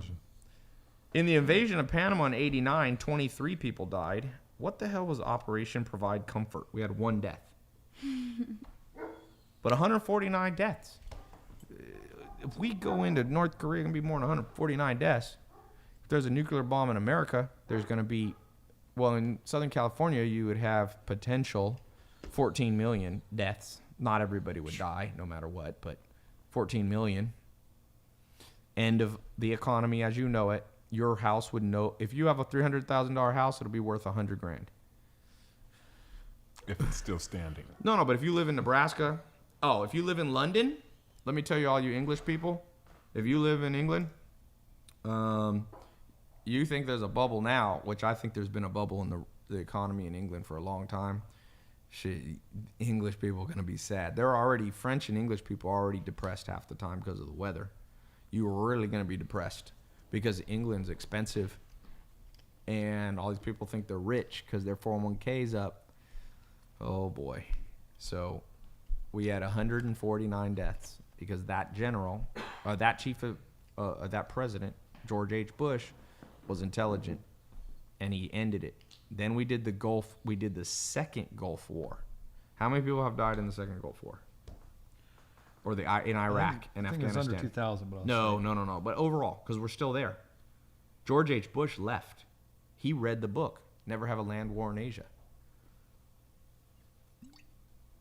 Let's take a few questions, and we're going to wrap up. That's good. We're doing about an hour and a half. Right now it's saying 4,424. No. Count casualties. There's like 17,000. Do casualties, which is also people with limbs blown off. I mean, whether you die or you get your face blown off, it's bad. Okay? We should not differentiate. Think about Vietnam War. That was the worst war for America. So was the Korean War. 1950s, 60s, Lyndon B. Johnson, JFK, these guys didn't know what the hell they were doing. Especially LBJ. There's a badass book I just read called, I don't know how to pronounce it. It's the name of a city. It's called Huey, H-U-E, but a weird letter. It's the story of a city in Vietnam. Yeah, the Tet Offensive was there. It's a nightmare. It's a damn nightmare. You know, one guy, I was reading crazy, he got shot right in the crotch. You know, in World War II, one of the most common injuries for pilots was getting their balls shot off because people would shoot up. You'd be flying a plane, so they used to install metal plates there. Who wants to have that happen to them? What are we at? Did you not find it, Zach? Well, what I was looking at, they broke it down by so many groups: reporters, Ukrainians, casualties, Iraq war. Here we go. journalists. 31,000. Okay, so it's 35,000. Oh, here Counting. we go. 35,000. Zach, how do you not see that? It's at the top. What did you Google? Casualties Iraq war. What did you Google? Casualties in Second Gulf War. Well, learn how to use Google better. Somebody said they've been to Iraq twice. Okay, let's do some open Q&A on any subject. Ty, why are you allowed to drink but Kate has to detox? You mean why am I allowed to drink the Mountain Valley spring water? Okay. Dumb question number one. I'm not drinking. I will say Donald Trump has finally made me nervous. Oh, Something really? I found out that's actually is a little, I think, odd. I saw a report today that he gets 2 reports a day. I saw that. Of positive news Yes. about him. So I've heard that a while ago. Including just Yeah. pictures of himself looking powerful. He said. And people who work for him have to like go around the table and say good things about him. that And he has does, a news station that just reports everything that makes good. me nervous. Yeah, but I want to tell you something. If you Not nervous, but that's Positive that's reinforcement. a little. If you guys think there's a good weird. politician out there, who's better? These guys are all duh. Hillary Clinton, you think would have been better than Trump? Yep, I do. Oh, I don't know. do. She might have been better in this situation, but oh man, I don't know. She's all about reset buttons. That's not exactly the strongest diplomatic move. yeah. To take a target. reset How come Donald Trump will meet with Putin and he won't meet with Kim Jong-un? Because he has business affairs in Russia. Yeah, but I'm saying Putin's a dictator. But he has Please. business and he's making money. How That's long why. has Putin been the damn president? off and on. No, but when did Putin come to power? Anytime you're in power in a country for more than a decade, that's called a dictator. You think there's a free election there? Come on. Russia hasn't had normal politics in 500 years, man. Russia politics, my God. If you're Russian, I don't know what's going on with your guy. You think American politics are bad. You had Ivan, the terrible Bolshevik Revolution, Trotsky, Lenin, Stalin, Khrushchev. Zach, how long is it going to take you to find this Man, answer? no. Well, they just got it. They've got Secretary of the Security Council, leader of United All right. Russia, chairman. When did Putin come to power? He's the 34th and 38th Prime Minister of Russia. Okay, that took too long, Zach. In In office- 99, he came to power. So he's been a dictator for 18 years, but we still meet with him. Meet with the damn Kim Jong-un guy, please. Okay, somebody said, Christ, is Zach still looking? All right, question and answers. Let's go. Let's take Quinn question. Hillary... Oh, I don't know what that's it. Favorite lesson you learned from the art of war? I just read it to you. On the first page, the wise general wins the battle without fighting. by keeping your enemies close and keeping your friends close and your enemies much closer. People shouldn't know. Look, you know what I like this is how I would be. There's a bad guy out there. You send somebody to become his best friend. They become best friends for a year. Security gets a little lax. The bodyguards, you take them to Magic Mountain and you push them off the fucking roller. I don't know. He tripped over the thing. No war averted. Your guy, who was your undercover espionage guy, was like, I don't know what happened. We're best friends. That's how you fight war in a modern war. What do you think? There's 150,000 ton TNT nuclear bombs. Push the guy off a fucking bridge. Did you see how Kim Jong-un assassinated his own brother? Well, his brother, they put a wet towel of cyanide over his face. There's a guy in America we should have damn sent to North Korea. He's dead now. But if you ever saw the movie, one of the greatest books, if you want to read a book you're gonna sit down and you should read this book. Iceman, Richard Kokinski. Woo! #1 assassin for the mafia in American history. This is what Richard Kokinski would do. He found out that cyanide, 1/millionth of a whiff of it, makes people have a heart attack, and you can't tell why they died. Unless the coroner actually checks for cyanide, it just looks like he died of a heart attack. So this is what he would do. People would pay him 10 grand. He would take a spray bottle, like Windex. He would put a drop of cyanide and water in. He would check the wind. He said, make sure you check the wind so it ain't blowing back at you. And he would walk. He would go up to him. He would get a picture. He would stalk him for 3 days. So he would follow him. He would see, okay, this guy goes to work at 9 a.m., comes home at 5 p.m. Then at the very end, he had a van with no windows. Be careful, guys, with van with no windows. He was a big guy. He was like Rome. He was, I think, 6'6" and about 300-pound guy. Very strong white guy. Really strong. When they finally arrested him, they had to put leg shackles on his wrist because handcuffs didn't fit. And he would just walk up to people, tap you on the shoulder to make sure that you were the right person, and just go and walk away. He killed 30 people like that. Send the cyanide man. Just have him walking down the street. You put a bounty on his head. What if you put $1 billion bounty on his head and you drop pamphlets in North Korea? Anybody who kills this man, we will wire you $100 million. You turn your whole country against you. That's stealth. That's. I don't know if dropping pamphlets is very That's what they stealth. used to do. I think they'll get that information. No, they will get that. No, but they will get that. But the point is, what if they're not dropped by an American plane? I'm looking for my dog very stealthily. No, but what I've if they're- hung up pamphlets around. No. Zach is missing the point. I'm just kidding. What if it's dropped by a plane with Chinese markings on it? And now America goes, the damn Chinese trying to kill the North Koreans. What if it's dropped with a Pakistani one? We don't like Pakistan. So you'd rather start a war with? You won't start a war because how can they prove America did it? No, I'm just saying they might start a war with Pakistan. Let Pakistan and North Korea blow. They ain't gonna attack each other. Kim Jong-un is not gonna attack Pakistan. I mean, I always said send the Chechens. There's 2 people you should be worried about in this life. Never date a girl who is from Albania or Chechnya, because those dudes who are her brothers are killers. There's some countries that are killers. So I'm like, why not pay the damn Chechens? Be like, get this guy off. We'll give you $1 billion. You got to remember, dictators of countries like Chechnya, like these countries, they like money.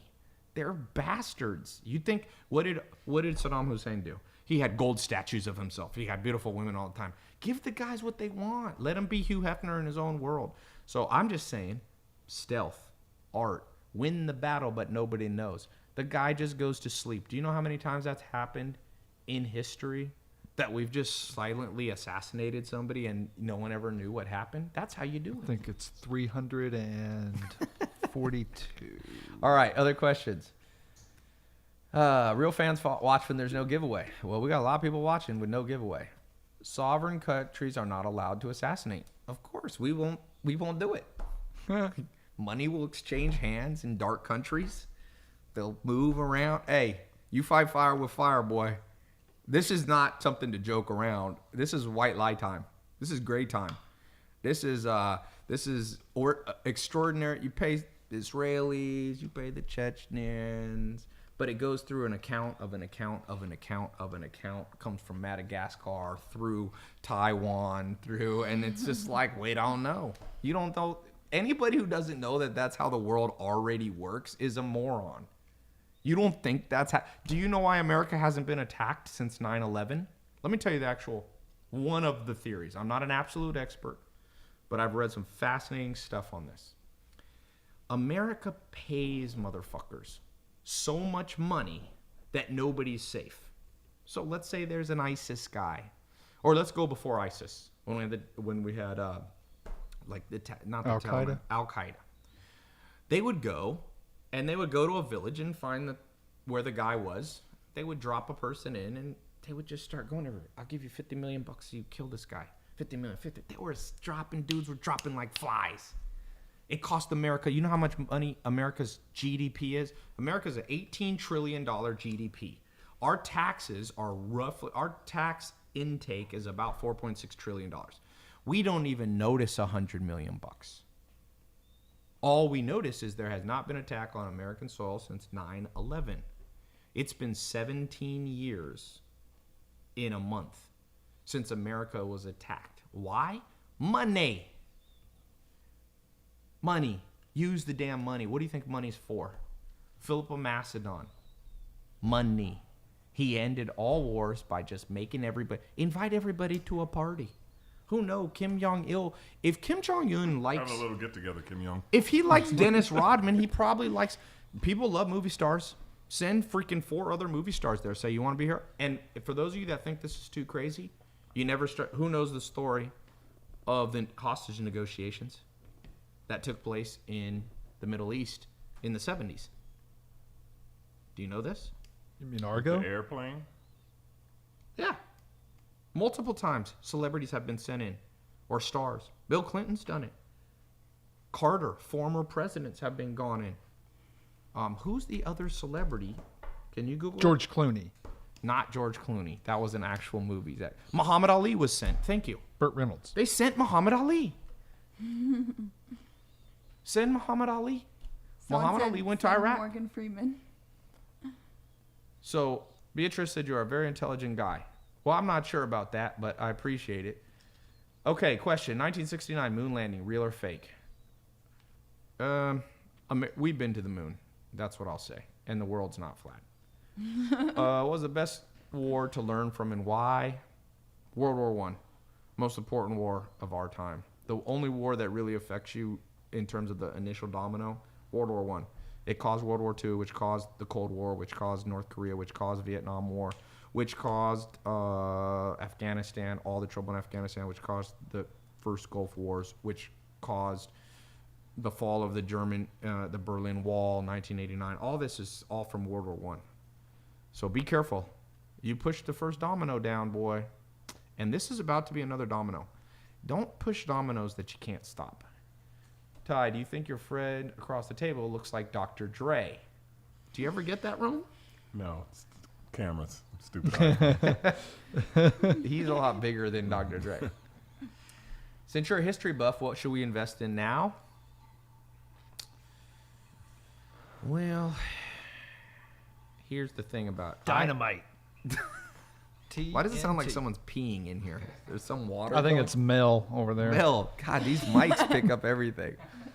What should you invest in? You know, ultimately, here's the thing about history. You're not going to find the exact investment. Like, there's no time in history where you invest in Apple but you look for trends of how the economy is going to go. So, for example, I will tell you that in my opinion, and I could be wrong, there will be a recession, assuming there's no nuclear war, in the next 18 months of some kind. I don't know if it'll be as bad as 2008. I doubt it'll be as bad as 1929, the Big Depression. There'll be something. And why do I know that? Because if you study the economy for the last 100 years, about every 8 to 12 years, there is a recession. It's normal. It's called a period of contraction. The definition of a recession is 2 quarters of negative GDP growth, right? So there's and why do you want a contraction? Well, let me ask you this. Is it always good to gain weight, or is it good sometimes to lose some weight? Now, I know that's not a perfect analogy, But it is an accurate analogy because sometimes when you don't get enough food, your body is forced to prune off cells, fat deposits that aren't healthy for you. And sometimes in an economy, there is unnatural growth. There's houses worth way more money, businesses that aren't valuable in 2001 that have no revenue selling for billions of dollars. And so a recession wakes everybody up. And by the way, sorry. Go ahead. No, go ahead. Well, I was just going to say another good example would be an erection, because it's good to have the growth, but you clearly don't want it more than 4 hours, because apparently that's Zach had a bad incident with That's Viagra yesterday. bad. So you need the contracting. Someone said the lighting is hella dope in that room. Okay, let's go to a few more questions. Oh, we're getting to this Joe Rogan length of time. Man, these are coming in fast on YouTube. Ty, what is your thoughts about the... Oh, man. These are... Boy, we're pretty active here on YouTube. What do I think of Bitcoin? Let's talk about Bitcoin for a second. One of the most common questions I get. Somebody's going to lose a lot of money in Bitcoin. Somebody's going to make a lot of money. If you can tell the future, you'll know which one you are. Things outside of your control that have tremendous volatility, I personally stay away from. Even though I know I'm going to look back and someone's going to become a multimillionaire from Bitcoin, but I already know how to become a multimillionaire. So I'm not chasing stuff that's too high risk. You can also buy enough lottery tickets and win the lottery, but it's not good odds. So my opinion on Bitcoin is it's a zero-sum game in some ways, meaning for every person who wins, somebody loses. It's a little dangerous. The girl is cute behind, as opposed to Zach. I'm not sure what to say. So, again, I'm not going to discourage you from Bitcoin. I'm just saying, don't invest your life savings in Bitcoin. Okay? She reminds me of Christina Pachucci. Who is that? Google that. Christina Pachucci. Ty, how do you make money at 17? I've been applying everywhere. I'm going to tell you how you make money at 17, 16, 65, 43. Be an impressive person who's learning and is a learning machine. You always impress people. I can't tell you how many powerful people I've met when I was just starting out that because I was a curious person, I caught their eye. And they said, hey, you're different than the rest of the people. Come back to my office tomorrow. We'll talk more business. Okay? When you don't stand out from the crowd, there's no sure bet for anything. When you stand out from the crowd, no matter what happens to you, you can always make it. If I lost all my money, as long as my brain is intact and my health and sanity is there, I'll be able to rise back up. Maybe I won't be able to rise up to where I am now, but I'll be okay. As long as I got my brain and freedom and things like that, because I know how to learn quickly, I'll be ahead of the game. So be a learning machine. This will make you wealthy over time. Okay? It won't make you the richest person in the world. Might not make you a millionaire. But wealthy is meaning you have enough money to do the things you really want to do. And you're not always in scarcity mode. Would I run for president? Dude, that is something I know a lot of people say they wouldn't run for president. I really mean it. I don't see the upside. Maybe when I was like 90 years old or something. I just see it as a horrible job where you just imagine this. When you're the president, everyone who elected you is kind of like your boss because they put you in power. And in America, they got free speech. Most people are idiots. Would you want to have 320 million people telling you how to do your job? I mean, in America, there's 320 million people. There is not 320 million smart people in America. And not just America. I love America. But there's dumb people in every country, including America. So I don't like anything where I'm forced into a position where I have to listen to idiots. And so you have power grabs in Washington, D.C. So unless there's something I'm missing, I don't see the upside. I see it being, I wouldn't, people that are like Warren Buffett has the ear of the president or used to with Obama. Things like that could be interesting. I wouldn't mind trying to help out a country. I don't know if I'm qualified to do that, but man, no is my answer. Ty's on fire tonight. Kate could run. Yeah, I'll vote for Kate. North Korea is not an enemy. DC is the enemy. Let me give you some advice from probably the smartest, wisest man alive on the planet that I know of right now, Charlie Munger. Avoid extreme ideologies. Those of you who think America is extremely evil, you're an idiot. Those of you who think America is absolutely perfect, you're also an idiot. Okay? Can we have some fucking normal people on the planet that realize there's no perfection on planet Earth? I mean, God. People who love Hillary Clinton too much automatically go into moron status for me. People who love Donald Trump too much, automatically you're a moron. I have zero respect for you. I don't know how to change that in my brain. I'm just like, you're dumb. If you think America is this evil empire, you know nothing of true evil empires. Genghis Khan used to conquer countries, take all of the leaders of the country, build a tent on top of them, put wooden floors on top of them, and eat while they slowly suffocated under him while he raped their wives and daughters. He did that, and the Genghis Khan, and they did this for a long time.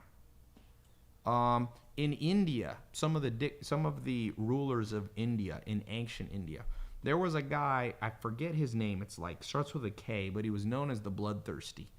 And he used to make, there was mountains of people's skulls. They crucified people, burned people, set them on fire. America doesn't attack basically anybody who doesn't mess with them.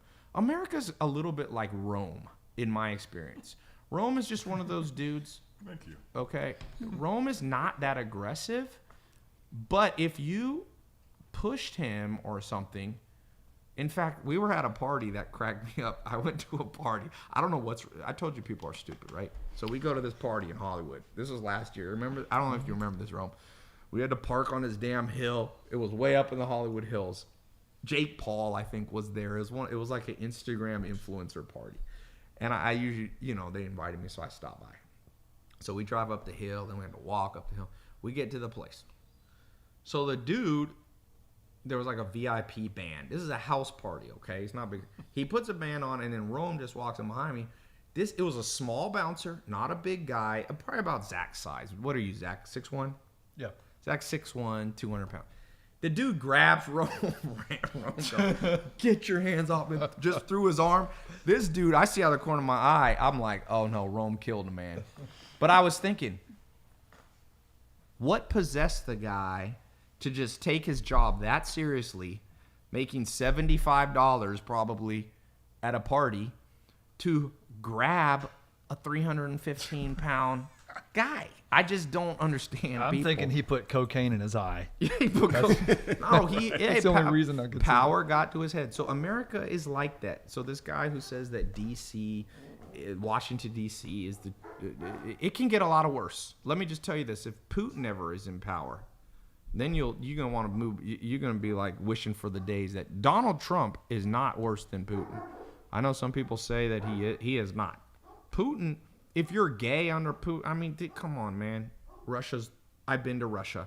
No offense to any Russians. It's one of the least favorite countries I've ever been to. I love the history. I know some fascinating Russian people. I love chess. I love Russian literature. You guys have produced some of the greatest literature of all time, Dostoevsky and all. I mean, just great stuff. You guys have been through a lot. The average Russian is a great person, but your leadership has put your country, literally has been a nightmare since as far as I go back studying history, past the 20s, they had Ivan the Terrible. These guys' names don't even. He's Ivan the Terrible. It's not Donald Trump the Terrible. Well, these are a rough time. To some, Donald Trump is not as bad as Putin, man. Come on, Putin. So even if he is, if you think Donald Trump's as bad as Putin, he's not unchecked. Donald Putin has been the legally elected guy since 1999. Oh yeah, that sounds like real free elections. Now, if Donald Trump is in power in 2039, then I'll be like, something messed up with Donald Trump. All right, let's just go to the next one. What do you think about having no president? You can't do it. Constitution. Have I interviewed Robert Greene? No, but he got some good books. Who's the chick though? That's Kate. Okay. Or Zach. Where is a good place to buy the book Art of War? It's absolutely free on iBooks and Android. So, or you can get it on Amazon for under $5. You can get versions that have the translations. Poor Charlie's Almanac, another great book. Man, YouTube is hot today, boy. Trump is just too honest. Politicians are complicated. You know what Mark Twain said about people? He said, humans are like the moon. All of us. We have our dark side and our light side. I promise you this. If any of our lives were fully projected on a screen for the whole world to watch, we'd have some very embarrassing moments where our dark side showed, and we don't want people to know about them. So I bet you if you go deep into Donald Trump, he got some dark side, and I bet you there's a part of Donald Trump that's done a lot of good for people. And it's the same with Hillary Clinton, probably the same with Putin, even though less so. I think some countries are very Machiavellian. They have, my theory is certain countries that have too much trauma have actual deep-seated psychological problems very prevalent in society. So I think that Eastern Europe and Russia and communist countries, they had tremendous trauma.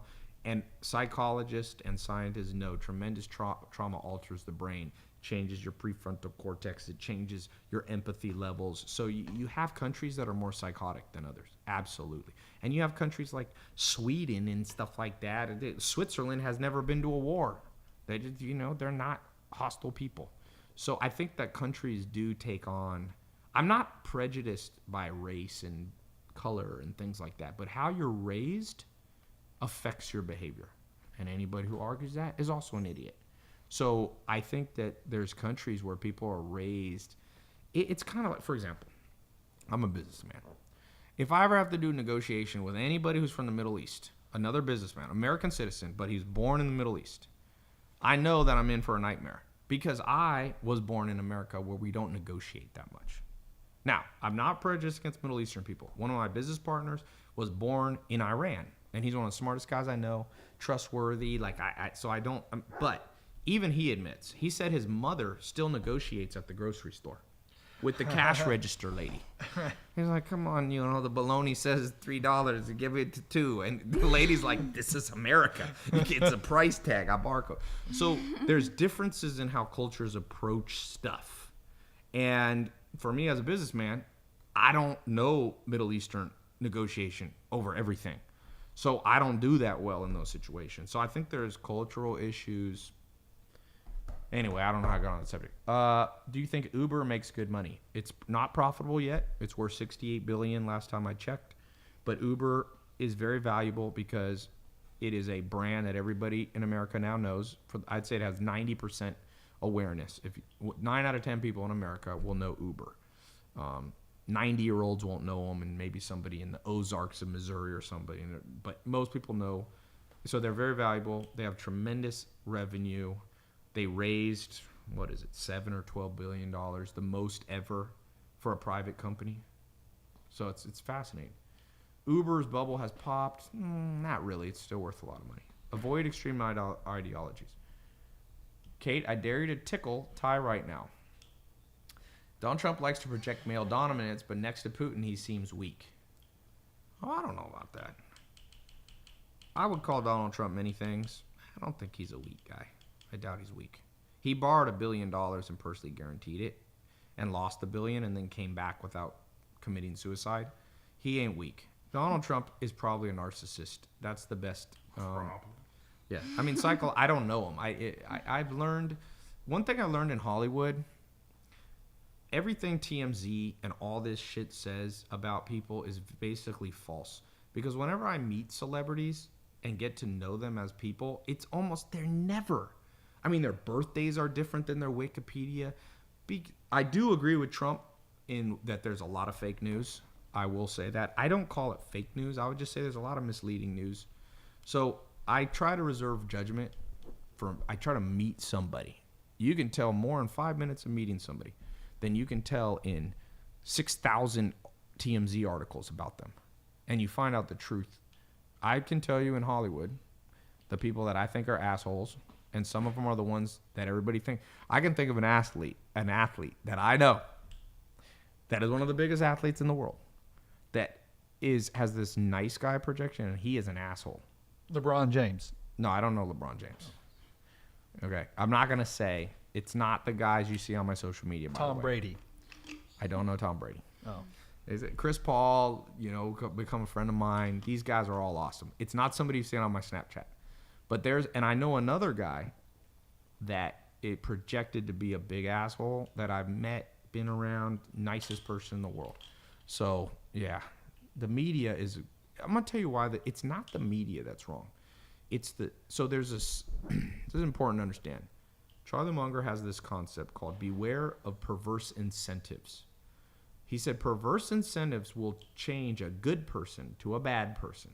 So, for example, if you are an honest person at your job and you get paid by the hour, $10 an hour, $20 an hour, $50 an hour, versus if you get paid for commissions, who do you think works harder on making money?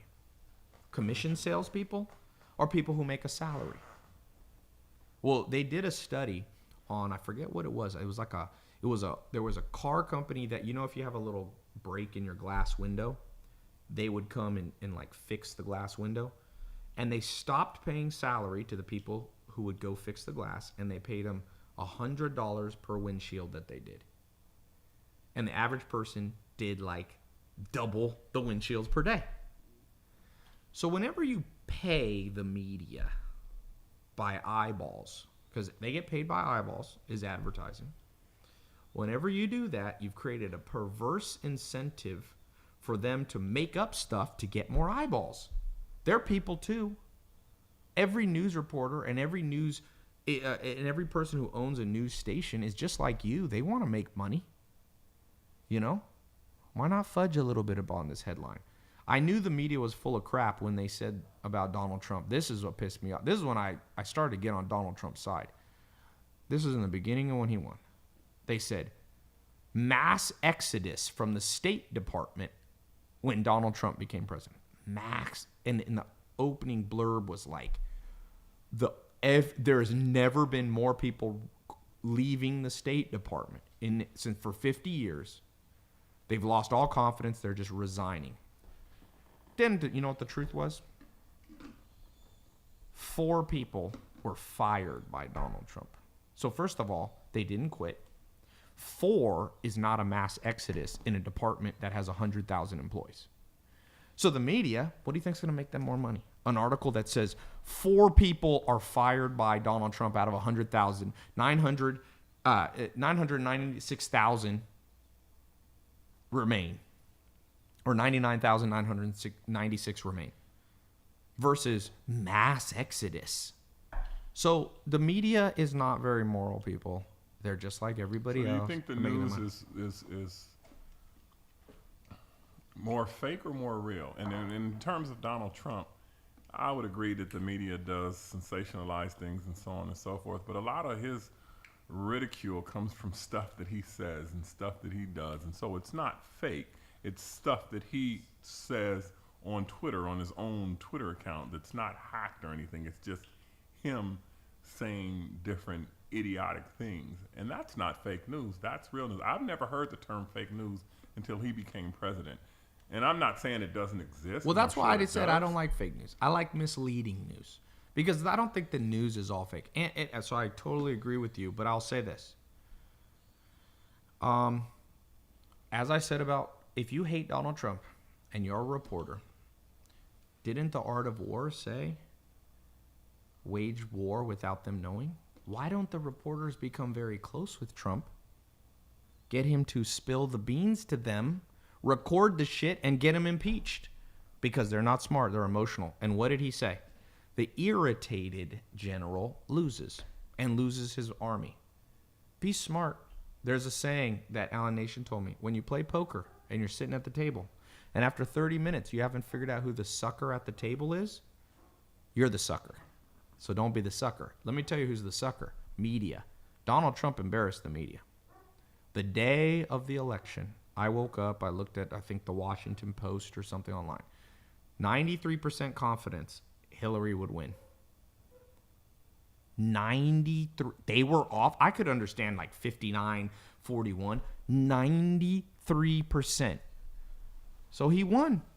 And he exposed that the media is just like everybody else. The one thing I don't particularly love about reporters is oftentimes reporters act like they're some great bastions of truth.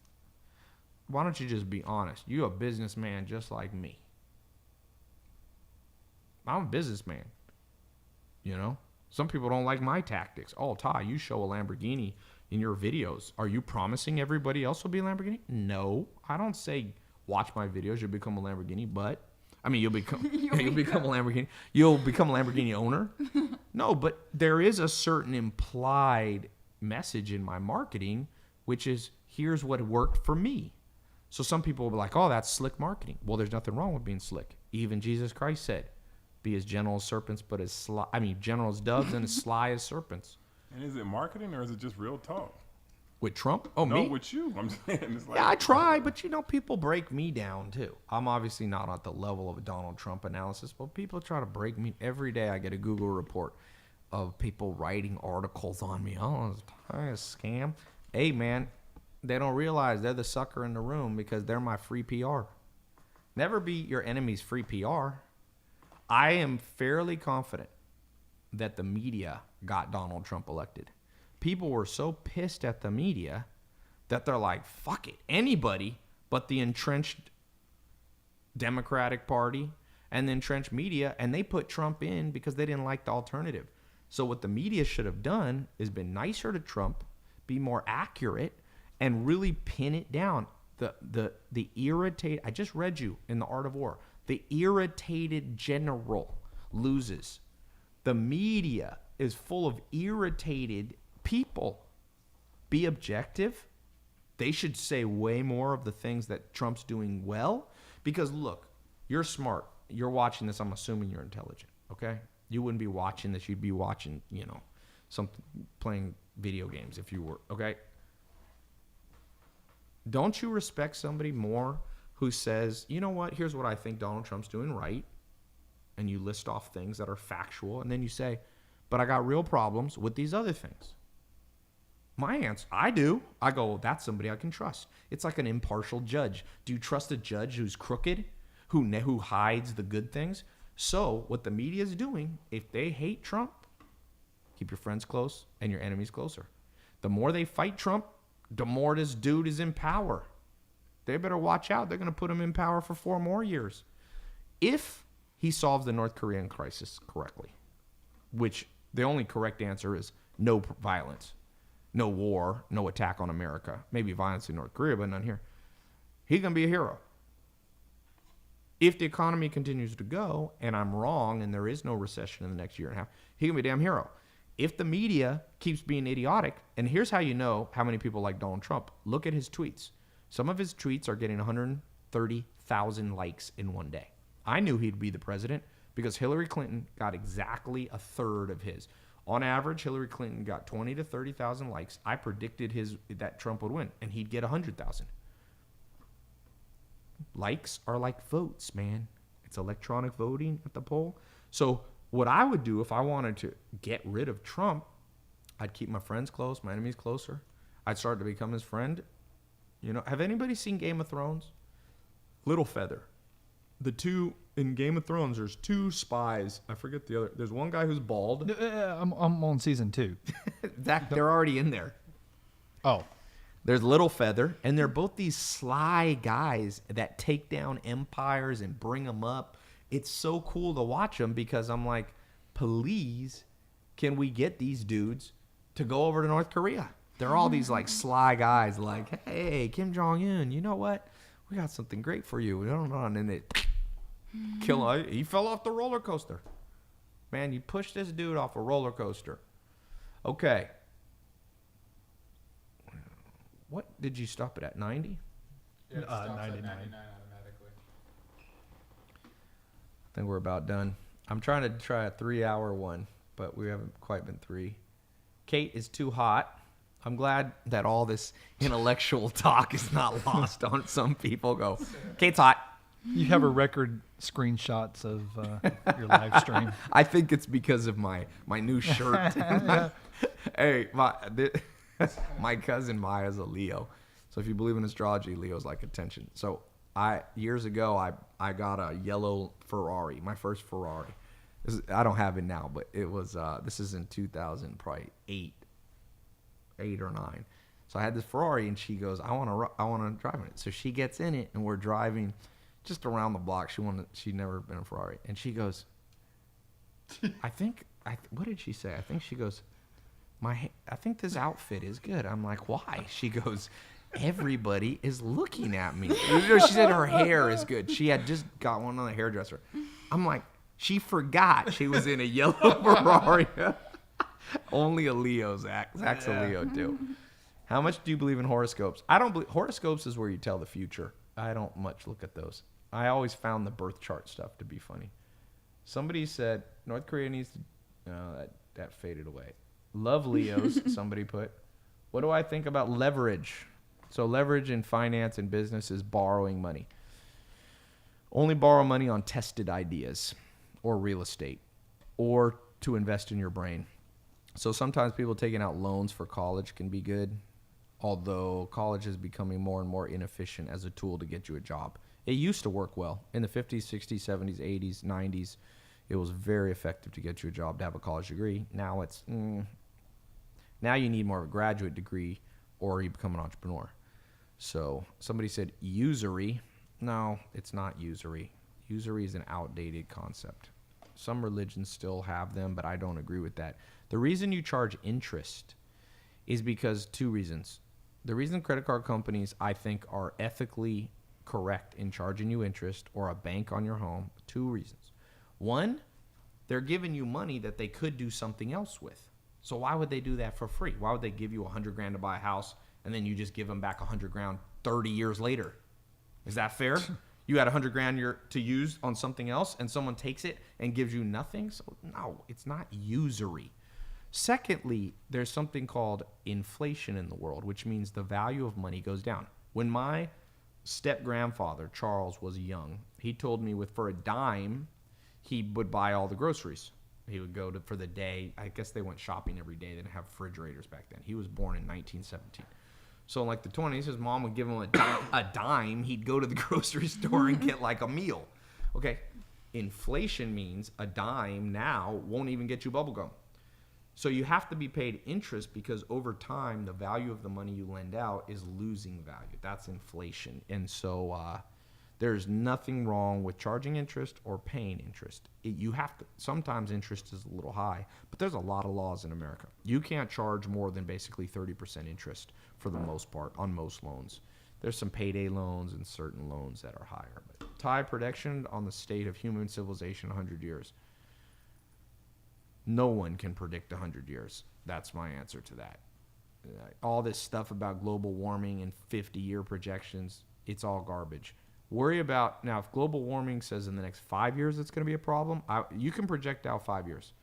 You cannot project 50 years. Every 50-year prediction in the history of mankind has been so far off, okay?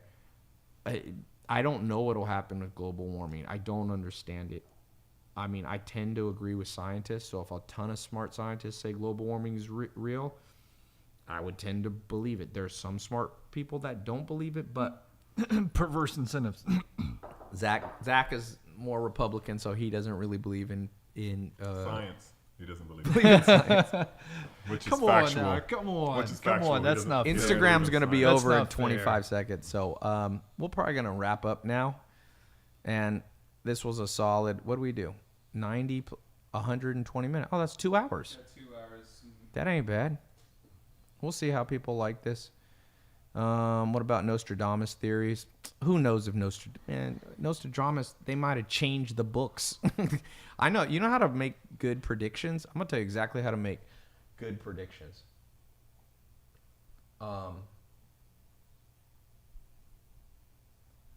The way that you can look like a Nostradamus is you tell somebody you predicted something, but you just write it after it happened. There's so much fake shit on that. People ain't predict Wikipedia, you just add it, man. You We can just add it. Change a lot of So things. I do think, it's funny. This morning I was actually thinking about this. Do you think people are psychic? And I do. This is a weird thing. I tend to be scientific.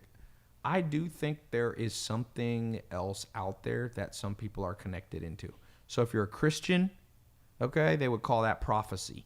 People who predict the future. Somebody like Jesus Christ was a prophet. If you're a Muslim, you believe that Muhammad was a prophet. Okay? Many religions have prophets. So I tend to think that that's, even though some people would say I'm crazy, my atheist grandma would say I'm crazy, I think there is something else that people tap into. Have you ever had a dream and then it comes true? I mean, that's weird. And there's some people that do that consistently. So there's possibly a world out there. I mean, look, even astrophysicists, top scientists, say that it's a possibility that time is an illusion, that everything's happening at once, that our brain is so slow, we only perceive things as happening through time. And a lot of smart people believe this. There's also people who believe in what's called a multiverse, a multiple universes, meaning there's a world that exists that has every infinite possibility. So there's a universe existing right now where Hillary Clinton won and Donald Trump lost, where Kim Jong-un launched the missiles and where he didn't. One where I'm putting my hand here and putting my hand here. Now, it's too hard for our brains to compute that because that would be literally trillions upon trillions of permutations and combinations. But some of the smartest people in the world believe in a multiverse. You can Google it. I mean, smart people, Stephen Hawking kind of people. So what that means to me is there the possibility of being psychic? Probably. Probably some people are psychic. Who built the ancient pyramids? I don't know. I do think most of the theories about this is BS. I don't think America's hiding alien UFOs and all. There's too many cameras out there. If there was a real alien, it's just like there's probably not a Loch Ness monster. All right, probably not. What's the other one? Bigfoot? Bigfoot. Unless you saw the movie Bigfoot. What was that movie? You ever seen that movie? Howard and the... Oh, Harry and the Hendersons. Harry and the Hendersons. Yeah. It's a documentary, I believe. Zach thought it was real. Hey, when am I going to be your chef again? Who is that? Oh, it's Nikki. How you been? Somebody said best mentor ever. I entered the multiverse. Somebody said maybe the monsters are in parallel universes that interact. It's possible. But here's the thing. Does it really matter if there's aliens, people? Let's focus on the thing that's real. The real is your life good? Someone said, so you're telling me Howard the Duck wasn't real? That is what I'm telling you, Tom Jones. China will not allow America to war in Korea. Wait a minute, Tom Jones? Somebody said aliens. James said, how do you get girls? Is he watching the live? How do I get girls? Somebody said, Ty, I've been watching your content now for 3 hours straight. Well, how do you get girls? Somebody said, Kate is real, and that's what matters. Kate, you got a lot of fans on here. Kate likes it, too, when she has fans. She's always like, my fans. I'm going to have to take a note from her playbook. I think I'll wear that top next time. Please. Did you guys... I want fans like that, too. Zach just got 1,000 fans yesterday. Hey, tell your friend he's cute. Oh, she's cute. Sorry. Do I think time travel will happen in our life because time travel is ethically possible? You don't mean ethically. It's the wrong word. I don't think they mean possibly either. I think that's the wrong word. I think you mean possibly, yes. My grandpa said that, my grandpa was a scientist, and he said that Albert Einstein predicted that humans would be able to travel time. The problem was, and I might be incorrect how I'm saying this, you have to go the speed of light. When you go the speed of light, time slows down. But the problem is the faster you go, the more your mass increases. So to become the speed of light, your mass becomes infinite or something like that. I'm probably saying it wrong, but what my grandpa was saying is it's on paper, it's possible. We don't know how to do it. And so maybe you'll figure it out. You know what I mean? Someone said you can't go backwards in time. Someone said fascinating stuff. I'm kind of liking YouTube Live. It's been interesting that YouTube Live is very engaged. Why did 100 plus billionaires invest in cryptocurrencies? Well, remember, billionaires are diversifying their portfolio. if you're a billionaire, it's very wise for you to invest in many things. You should invest. Almost all billionaires are invested in real estate. Almost all, and before cryptocurrencies, almost all billionaires are invested in global commodities, aluminum, tin. They're probably invested for the most part in insurance companies. They probably do private banking in offshore countries. So there's a lot of things that ultra wealthy people do that are not relevant to you and I. If you have an extra $1,000, if a billionaire lost all his money but only had 1,000, he would not be putting it in cryptocurrencies. So again, if you want to invest in cryptocurrencies, go ahead. I like the world where people just remember, if you lose a lot of money, remember this podcast. Okay? It's a volatile market, period. Dude, I remember, I should record these where I've been buried. Be careful of betting against me on certain things that I know what I'm talking about. I remember a guy, my friend, ranting and raving about gold. He's actually a friend of mine. We were on a TV show together years ago. His name's Dave. And now we talk about his good. He ranted and raved how gold.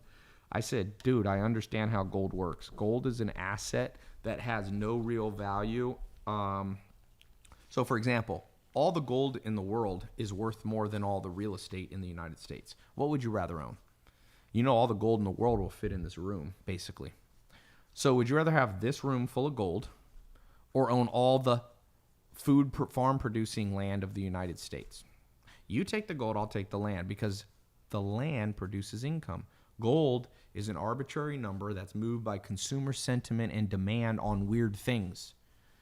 So people understand nothing about economics and finance, and they'll talk to you as if they're an expert. I spent many years trying to become an expert. I became a CFP, Certified Financial Planner. I spent a decade managing people's money. I'm not the smartest person in the world, but I probably know more than you. Be honest. Okay? So I'm not trying to be an asshole, but I'm like, I'll put it to you this way. I've met very few people, but I have met some that know more than me. Steve Ballmer, I met recently. Had dinner with him. He's worth now $32 billion. When I met him, he's worth $28 billion. Or when we had lunch, and in the last 1 month, 2 months, he's made $4 billion. He knows. He's smart. So let's see. Somebody said, liar, 3 years selling insurance. That was part of what I did. I like when people correct my life as if they know because they read an article by some dumbass person who also know. This is a world of the blind leading the blind, boy. And then they read an article by the blind and they go, I see. Just because you read an article by the blind don't mean you see. It just means you know how to follow another blind person. Well, Google said. Romish says this isn't live. Romish, are you dumb? Who's Romish? I don't know. This guy. This is an example of dumb people. It says Instagram Live, and I'm on the top live. So if you're on the Instagram top live, you are live. Do you think I hacked into Instagram servers and uploaded a recording of me? Of you talking to him. You are part of the problem. A recording. He's saying. Somebody said, Ty, you have a fake Supreme hoodie. There was this thing. I wore this Supreme hoodie. This is my favorite theory. And somebody had this theory. So it has strings that come down. And you know how like sometimes the strings are a little off? So one guy, there was a picture and the string was long. And he's like, ha, Supreme always has shorter ones. I'm like, you are so... It cracked me up. Yes, you're right. I always buy fake everything. You know, one of my favorite conspiracy theories about Supreme. My favorite. And let's say I do wear Supreme. That's fake. What the fuck does that matter? Only fucking poor people really care that fucking much about shit like that. You think when I meet Mark Cuban, he goes, is that a real fucking thing? No, people got fucking money, assume you got buddy, and they don't give a shit. It's all broke people. Wait, are those Yeezys? The stitching? Nah. I know you probably got $1,000 in your bank account. That's you. Send me your bank account before you could criticize Supreme shit. What were you gonna say? Oh, my favorite conspiracy theory about you that I came across on YouTube was some dude. He was convinced that you were making your money by doing this hypnotic trick where you would talk into the camera, and you would do this to your glasses every so often. But what made me laugh so much about it is that back in high school, remember, that's how we used to impersonate you. Oh, you did? If we were saying, so if we're impersonating Ty, because we all, our group, we make fun of each other, just whatever. But our thing for Ty was always, doing that. I don't remember that. Yeah, we'd be like, if we were talking as Ty, we'd kind of push the glasses up.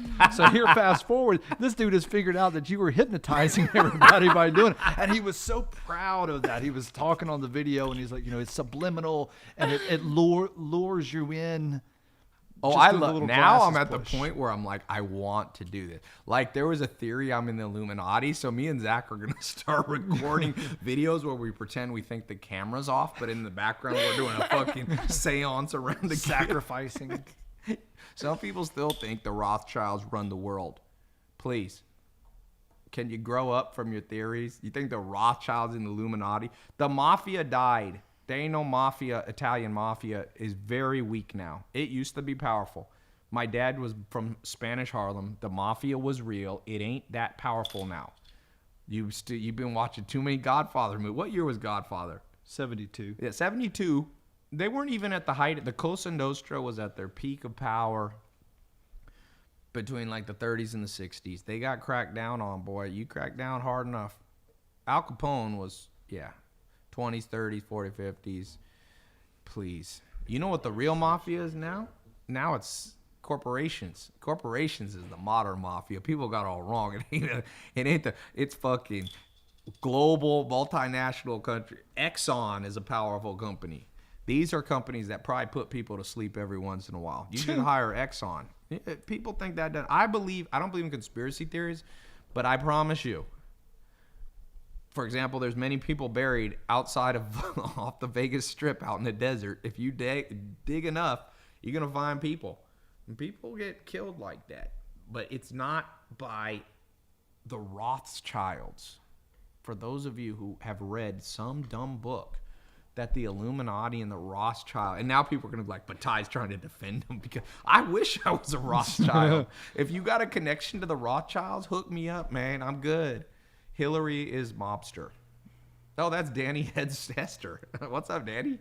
Danny Hester, Mr. Universe, is watching this. Ty, you should go on Shark Tank. You mean to pitch a business idea or to be a judge? I got my own Shark Tank show that I'm working on. It's called The Investor.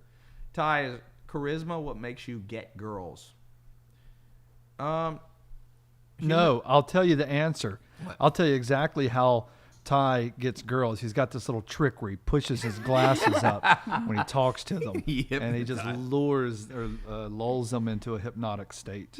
Yeah, there's many theories on Kate. Why Kate is here. Kate's only here for paying because I'm paying her. I should pay you for this podcast. You've sat here through this. You know what? Anytime people can't figure out what you're doing and they're jealous, they will come up with theories. By the way, psychologists call this delusion, mass hysteria, and a lot of people are delusional. Ty is Illuminati. That's how he gets girls. Hey, I'm gonna start telling girls that. Will that get me more women? Should I do that? Is that why you're with me? She's with me because I told her I'm the Illuminati. But if you go out with the girls out in L.A., you'll be like, I'm in the Illuminati, and they'll go, oh, that's really cool. That's a good movie. Yeah. I think it's a movie. Oh, congratulations. Who's your co-star? Is there a role that I could be in? Is that your representation? Your agency? Where's Jenna? I think you mean Kenna. Wrong name. Man, these are coming through fast. The YouTube comments killing me. How do we slow these damn things down? Is there a Jewish network in Hollywood? Absolutely. Everybody knows that's not a conspiracy. Jews run Hollywood, or they used to more. Now it's more corporate, but sure. Michael Ovitz was Jewish. I mean, Jewish people are powerful. That's why I don't know. Wasserman, Spielberg. Yeah, well, everybody. I mean, there's Gentiles, but Jewish people run. Now, it's not a conspiracy. It just happens. A lot of Jewish, just like Armenian people run Glendale. You know? Black people run Harlem. Puerto Ricans run Spanish Harlem. I mean, that's how the game goes. Jews run Brooklyn. Go watch go listen to Life of OJ on Hove's new album. 444. 444. Extraordinary. Rome, how much do you love Jay-Z on a 1 to 10? What is Jay-Z? 10. He's the best to ever do it. Yeah. Hands down. Hey, when Chris Paul came here for lunch on Friday, he brought a video. He said, I'm only going to show this to you, but I think I'm allowed to talk a little bit about it. I ruined the whole thing. No, it's not nothing. It's basically, yeah, maybe I shouldn't talk about it, but it has him and Jay-Z, some bad. I was thinking of you. Jay-Z, here's the funny thing. I can say this. It's basically just Chris Paul and Jay-Z talking, just hanging out. He sounds exactly like he's rapping when he's just talking. No, but I mean, not in that, because usually you see interviews of him. He's a little more formal. It was funny. I was like, is that Jay-Z or somebody impersonating Jay-Z? But it was Jay-Z. Chris Paul and Jay-Z are very close. LeBron, Wade, Carmelo Anthony, they call them the Banana Boat Brothers. Now Harden. Harden was over here at my party. Not my party, but Matt Barnes used my house for a party Saturday. You guys might have seen. We had 5 of the Golden State Warriors came over. Draymond Green was here. We had Matt Barnes. We had Swaggy P, who was on the Lakers and now got traded Golden State, stopped by. JaVale. We had JaVale McGee, and we had Ian Clark. And then we had a couple other. We had Aaron Gordon was here. James Harden came through. You know the interesting thing, speaking of sports for a second, never believe heights that they say of NBA until you meet it. I can tell you how tall people are in the NBA because I've met a lot of them. I haven't met all of them, but I know a lot of them. JaVale McGee is taller than 7 foot, I'm pretty sure. But Draymond, look at the picture with me and Draymond Green. He is hardly 6'6", which makes him much more impressive. I mean, he's already a badass. I mean, Draymond Green's a badass player. He got a ring. He got two rings. Okay. He also guards LeBron James. Everybody else is Yeah, best but LeBron James is a solid 6'8", 6'9", 280. So Draymond, and Draymond's a very nice guy. I was impressed. Super nice. All of them were. You know what? I'm going to tell you this. Going back to our subject of meeting, how to deal with assholes, the nicest people are at the top. You know who are the worst people you're ever going to meet? People trying to get to the top. The worst people I ever meet are entrepreneurs. I got to break it to you guys.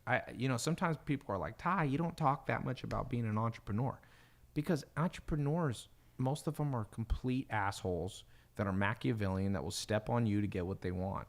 So for the most part, people at the top are cooler. Steve Ballmer's a hell of a lot nicer than any entrepreneur I've met in a long time who's making $1 million a year. The worst people in the world are the ones making $300,000 to $600,000 a year. I'm serious. God help you if you don't do a business partnership with somebody who makes $300,000 to $600,000 a year. They make just enough to be able to look down on other people, but they're not that smart, because if you know how to make $600,000, you should know how to make $6 million.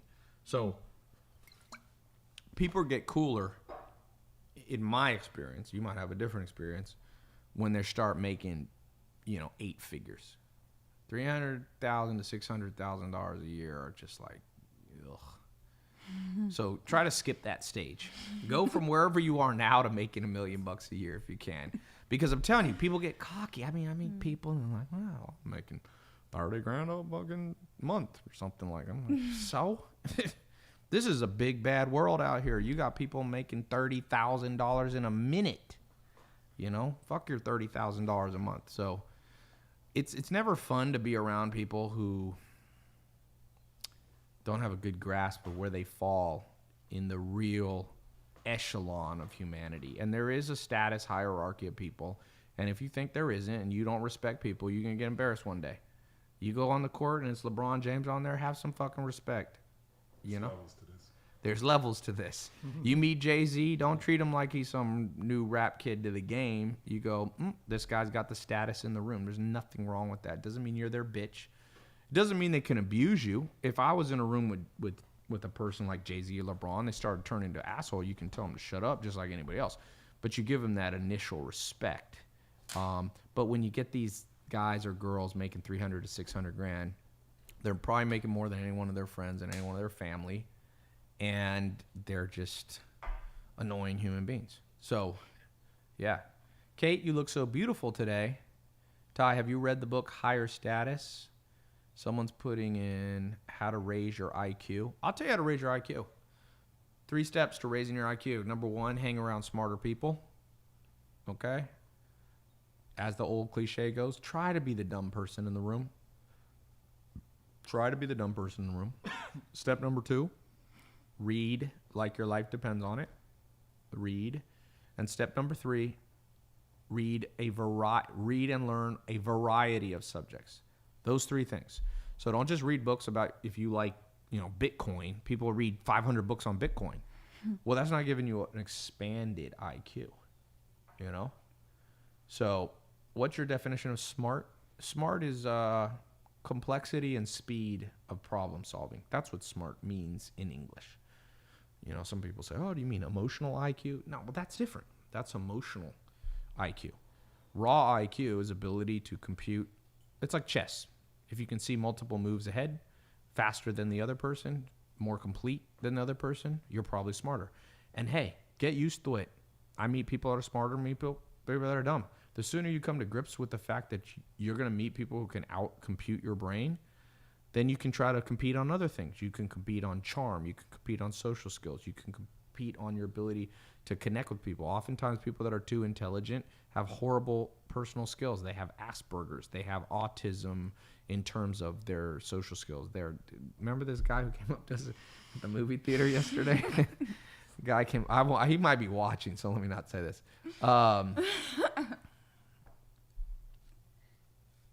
Somebody said, what's interesting about all these? YouTube always has the most hate, but the most intelligent comments. It's like a combination of weirdos and really smart people.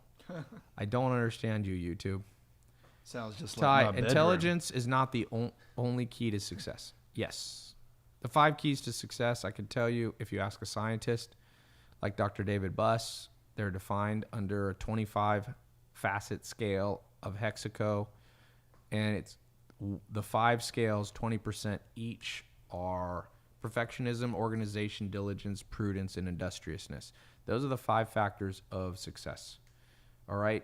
And that's actual science, not somebody's opinion.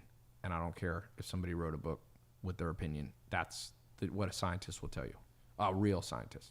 5 facets. Perfectionism, organization, diligence, prudence, industriousness. What those mean are, number 1, perfectionism. Do you have attention to detail? If you're a scattered brain idiot, you will make mistakes and you'll lose all your money. Number 2, organization. You have to be able to sit down and organize your day. People that have a daily routine, there's no plan to it, they just go with whatever crisis there is, you're always in reaction mode. And then thirdly, you have diligence. That means when things get hard, do you always give up? A lot of entrepreneurs, right when things get hard, they want to switch companies and launch a new business. No, stick the damn thing out. The 4th thing is prudence. If you're a Christian or Muslim or Jew, prudence could also be known as wisdom. You got to know how to make good decisions. Some people are just too dumb. You give them 2 paths, 2 doors. One has a freaking, dragon behind it. One has $1 million. They're always going to pick the wrong door. I don't know why. You probably got a friend like that. They always date an idiot. If there's 2 girls that like them, they pick the slutty one. And then they get cheated on and I don't understand. I'm like, we all knew this chick was a slut. We all know that there's a girl out there. 2 guys. One's a nice guy that'd be a great person from the date. One is a freaking piece of trash. And the girl's like, I just don't have chemistry with the good guy. No, okay, you're a fucking moron. And we can predict your life outcome. That's called no prudence. And then lastly, there's industriousness, which some people would call hustle, some people call hard work. I like to call it the real technical term, industriousness, which is a combination of cunning, raw work, hours you're willing to put into things. But industriousness is a scrappiness, a bootstrapper. So some of you are just working too hard. Working hard is not super related to success. Although you will have to work hard at times.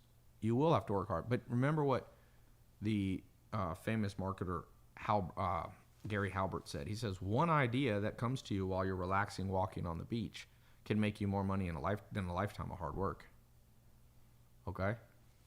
Smarter is always better than harder. But you will have to, at times, put in long hours. But if you're always putting in long hours, good luck with that. Burn out your adrenals, you know?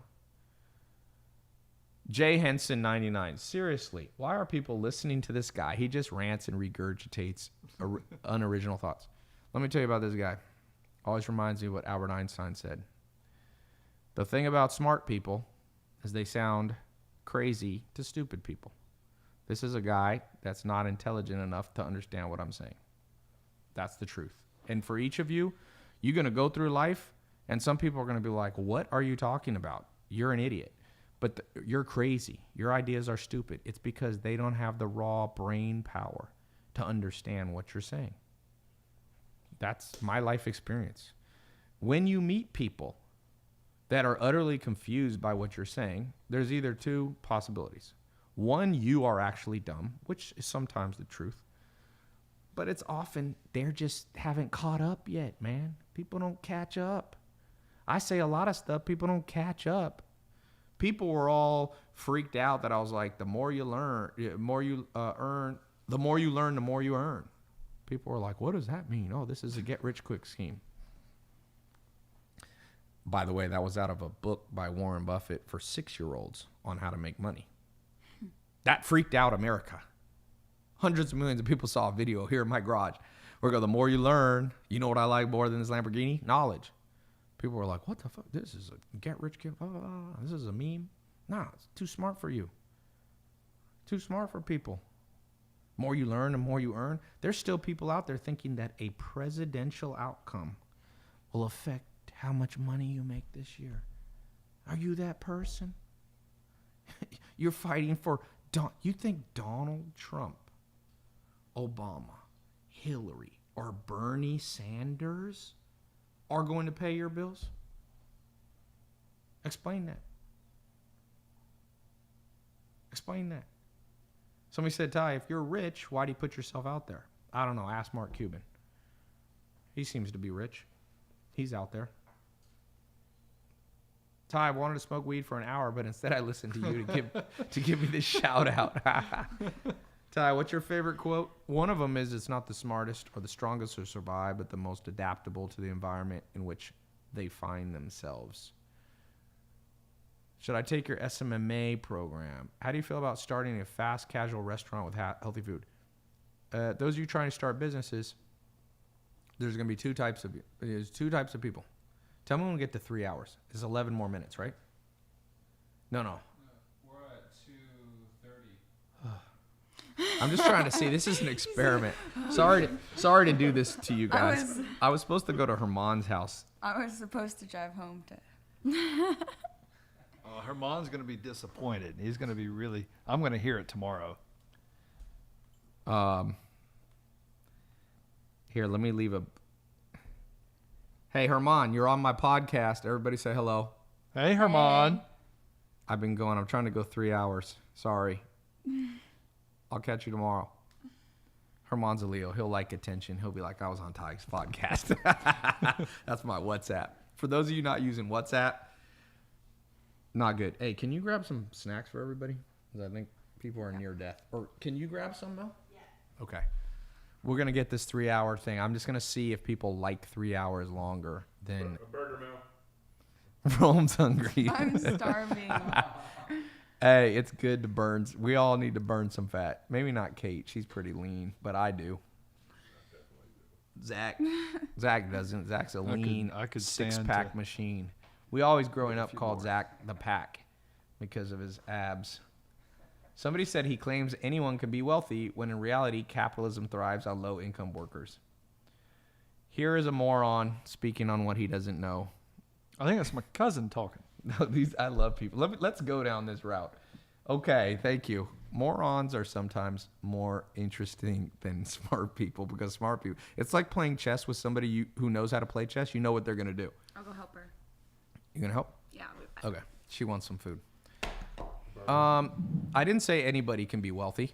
You probably can't because you're a moron who's closed-minded and will actually watch something like this, and that's the best, most relevant comment you have. Okay? So not everybody can become wealthy because most people are programmed for failure. This guy is whoever wrote this on Twitter, it's a Twitter account, you're completely programmed for failure. How do I know that? Well, okay, here's what I would do. Let's say I met Hillary Clinton or Donald Trump. And I told you I'm not huge fans of either one. I think they do some good stuff and some dumb stuff, okay? I'm neutral on them. Do you think if I met Donald Trump, I would attack him? What would I get from that? So I attack Donald Trump. I walk away. What happens? You think it's going to change Donald Trump? He'll go, well, damn, I'm 75. I've seen it all wrong. Ty shed the light in my... No. I would ask him something that would be relevant to my life and be like, hey, President Trump, I'm an entrepreneur. Here's my situation. What would you do if you were me? Let him speak potential wisdom into my life. If I met Hillary Clinton, I have met Hillary Clinton. It's on my Instagram. I interviewed her a little bit about books and stuff. If I meet her, you think I'm going to bring up if she trashed an email server? What good is that going to do? You think she's going to confess it to me? No, I would ask Hillary, hey, Hillary, here's my situation. What would you do if you were me? The power of this one question is insane. If you were me, what would you do? So this guy comes on my podcast and he injects something that is low IQ, but also doesn't help him. So there's two kinds of dumb people. There's smart dumb people, and what they do is they take advantage of you, but they get a benefit. So at least there's a win-lose. You lose, they win. Then there's some people who are good people. They'll do something for you, and you do something for them. That's a win-win. That's the best situation. But then there's guys like this guy, which is a lose-lose. When you're playing poker and you don't know who the sucker in the room is, you're the sucker. Okay? So Abigail says she's up at 12:30 a.m. watching this. Yeah, but if you don't know who the sucker is, you're the sucker. What if? Oh man, Zach I forgot his completely joke. forgot my question. No, I had a legit question Oh. about, and I can't remember it. Oh, it'll come back to me about. How do you learn how to identify the sucker? What if? I mean, that I guess would make you the sucker if you can't identify it. There you but go. how do you learn? Train to yourself. identify? That wasn't my question. Gee, idiot. Well, if you're in a business negotiation, it's always a status. There's status going on. There's status power plays that are going on, interplays of personality types. And you even see it when Donald Trump was shaking hands with the French president. He pulled him off balance. When you change people's physiology, their physical, the way they're standing, you often change their mindset. So when you're in any kind of negotiation, I'm not a big poker player. I'm decent, but not pro or even amateur quality poker player, but I'm a good chess player. There's an element of bluffery in this. And so what happens, here's what I'll tell you. For the most part, once you're aware, you'll know who the sucker is. For example, when people say extreme things in a talk like this. So if somebody, we had a few extremes. One person said North Korea and Washington, D.C. are both equally evil. Whenever you find extreme ideologies, you almost always find idiots. Okay? So one other guy wrote that capitalism wants all poor workers. Okay? Well, it's not true. And one way to identify the suckers in a room is by truth. So, for example, if there's 5 of us at a room, one of us says 1 + 1 is 2, the other one says, yep, 1 on 1 is +1 is 2, and the other one says 1 + 1 is 4, then he's the sucker. And so capitalism has actually raised GDP and individual wealth in pretty much every country that it's been introduced to. But it's not perfect because it's impossible to create perfection in economic systems because economic systems, people, this is what Peter Drucker says. I'm sorry, what Will Durant says, the Pulitzer Prize winner. I think the smartest person to ever lived. In my opinion, Will Durant is the smartest person, the most wise. And he said, because people are born unequal, okay, you will never have 100% equality. For example, I went on Sunday, I played in a celebrity football game, flag football. Kevin Durant was on my team. Kevin Durant is 6'11", easy. He might be 7 foot. Okay, that's the first time I met him in person. He's very, very freaking tall. Okay, is that fair? Jay Harden was at my house. Harden, the beard. He just signed a $200 million contract. He's 6'5", extreme dexterity, extreme good hand-eye coordination. Is it fair that he makes it? So what system do you introduce? You could introduce communism, where James Harden would only make the same amount of money as somebody of lesser ability. But that comes with problems too. For example, James Harden probably wouldn't play basketball then. And then you would eliminate sports. Sports brings people tremendous happiness in the world. I mean, of all the forms of entertainment to me that are valuable to society, it's sports. They teach physical activity. They teach a lot of things. And it's just damn fun to watch. So so capitalism, you're right. There's some element of inequality, but everything has been horrible so far. Fascism. Okay, you had fascism in Italy. In some level, you had it in Adolf Hitler. You know, Nazi stands for National Socialistic whatever. That's what the NAZI stands for. Okay, so the Nazi Party was socialist / fascist. Mussolini and Hitler were close. You have communism, which has definitely created the biggest genocides in history. What's the biggest genocides in history? Number one, Mao Zedong in China. I'm reading a fascinating story about Mao Zedong. Wow, what a guy. That's all I can tell you.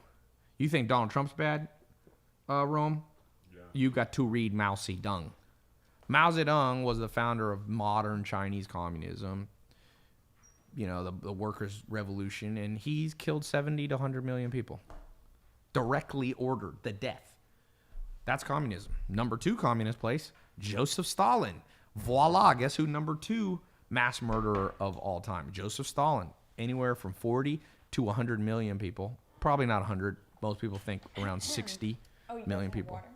So these people that don't like capitalism, what do you like, dude? Bitcoin? He said some food cake, not No, you got to give Rome some real food. Rome doesn't want it. Oh, you got beef jerky? Uh-huh. I don't understand. It's so easy to say there's a problem. What's your damn solution? Bitcoin? I'm serious. That's the IQ of these people who hate capitalism and all that. I like Bitcoin. Bitcoin's capitalism, ultimate capitalism. The removal of all. America's not even capitalistic. America's a republic. Capitalism would have no regulation. Capitalism would be more libertarian. People think Bernie Sanders is going to solve it by, you think socializing all medicine will solve it? Go to Canada. I'm working with an entrepreneur who's telling me how bad the Canadian system is of social medicine. He's like, dude, so he built an app that you can live stream with a doctor to get your pharmacy, because he said people are dying because they can't get to a doctor. It's like 9 months to get a doctor. You know? Now, there are some countries like United Kingdom, which has a better medical system and is more socialistic than America. But America, you get some crazy disease, let me tell you what country you're flying to if you got the money. You get a rare form of lymphatic cancer. You get what Steve Jobs had, I think it was pancreatic cancer. You think you're flying to Canada or London? A lot of flights there, medical flights. Get me away from Cedars-Sinai in LA. I got to get to the fucking socialist clinic in Sweden. I once tried to go to the doctor in Scandinavia. I forget what happened. Oh, I remember. I was super sick. Just a cold or something. I was like, I never take medication. I was like, dude, I'm sick. We get there. I was either in Stockholm or Oslo. So I go there. It's a number system, like you're at the butcher. Seriously. I'll pull out number. Oh, okay. So I'm on the damn numbers. I looked at the numbers. I'm like, oh no, because they were calling like 19, and I was like 85. So then I'm like, finally they got my number. It's probably 2 hours. Then you go in a room. That is for where you tell them what's wrong with you, and then they assign you the actual number. So the lady looks at me. She goes, listen, you're not that sick. We're talking, you're going to be like a code whatever, yellow. There's like code red, green, or yellow. You're not that bad, so it's a yellow. She goes, I think you're looking at about 8 to 14 hours to sit down that hall. I was like, you know what? I'm good. I will be healthy by the time I get in there. So I've seen Scandinavian systems. I've seen this. America has tremendous problems, but I don't think it's the capitalism. I think the worst parts of America are the education system, and the worst part of America is the prison system. The criminal justice system is unfair. We are still not fully using DNA shit. I just saw this morning a big case. A guy's being let out for murder. He went into prison in 1994 for a rape. A black guy. Didn't have good representation. Coerced. And now they finally did DNA in 2017. So he's been rotting in a prison from 23 years. And the scientist said it is scientifically possible for him to have been the person who did it. 23 damn years. And the DA still won't let him out. These DAs don't want to admit. So there's problems in America. It's just not the stuff that people talk about. I mean, there's this kid that Jay-Z did a documentary on, accused of a backpack, got stuck in Rikers Island for 3 years, 2 years in solitary. You're not supposed to be held in solitary like that. He wasn't even 18. I don't think the criminal justice, the one place that I don't agree with capitalism, I don't think the prison system should be for profit. I don't think the military should be for profit. And police shouldn't be for profit. I think the post office should be for profit. So I think there's certain things, you just got to use your brain. There's some things you do for profit, some things you don't. Ty, what's your thoughts on a ketogenic diet? Ketosis, I learned that on a farm. When you don't give enough carbs, or on a farm, if you don't give a cow enough grain, enough energy, they start burning other things, fat, protein, ketones in your brain. It also makes you smell funny. Cows will start smelling very sweet, but not a good sweet. So if you ever meet somebody not eating any carbs, you smell their breath, I hate it. It's like that sweet, but like, you ever smell that? It's just, ugh. My dog has that kind of. Your dog? Yeah, dogs don't eat carbs, really. If you give them meat. Anyway, so there's some people, I'll tell you this. I'm not an absolute fitness expert, so I'll stay in my lane, but I hire the top guys. And one of the top fitness trainers, he trained Zac Efron for the movie Baywatch. Most ripped I've ever seen an actor. 5% body fat, muscle. He knows all the Rock and all this. He told me, in his experience training thousands of people, he trained Keanu Reeves, Matrix, all that. He said, some people that shit works for and some it doesn't.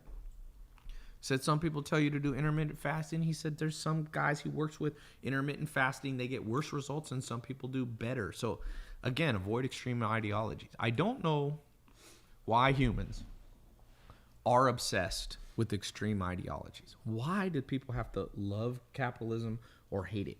Why can't you just be like what I'm trying to be? It's like, here's good of capitalism. This, that, and other thing. Here's bad. You can't put capitalism in a prison system.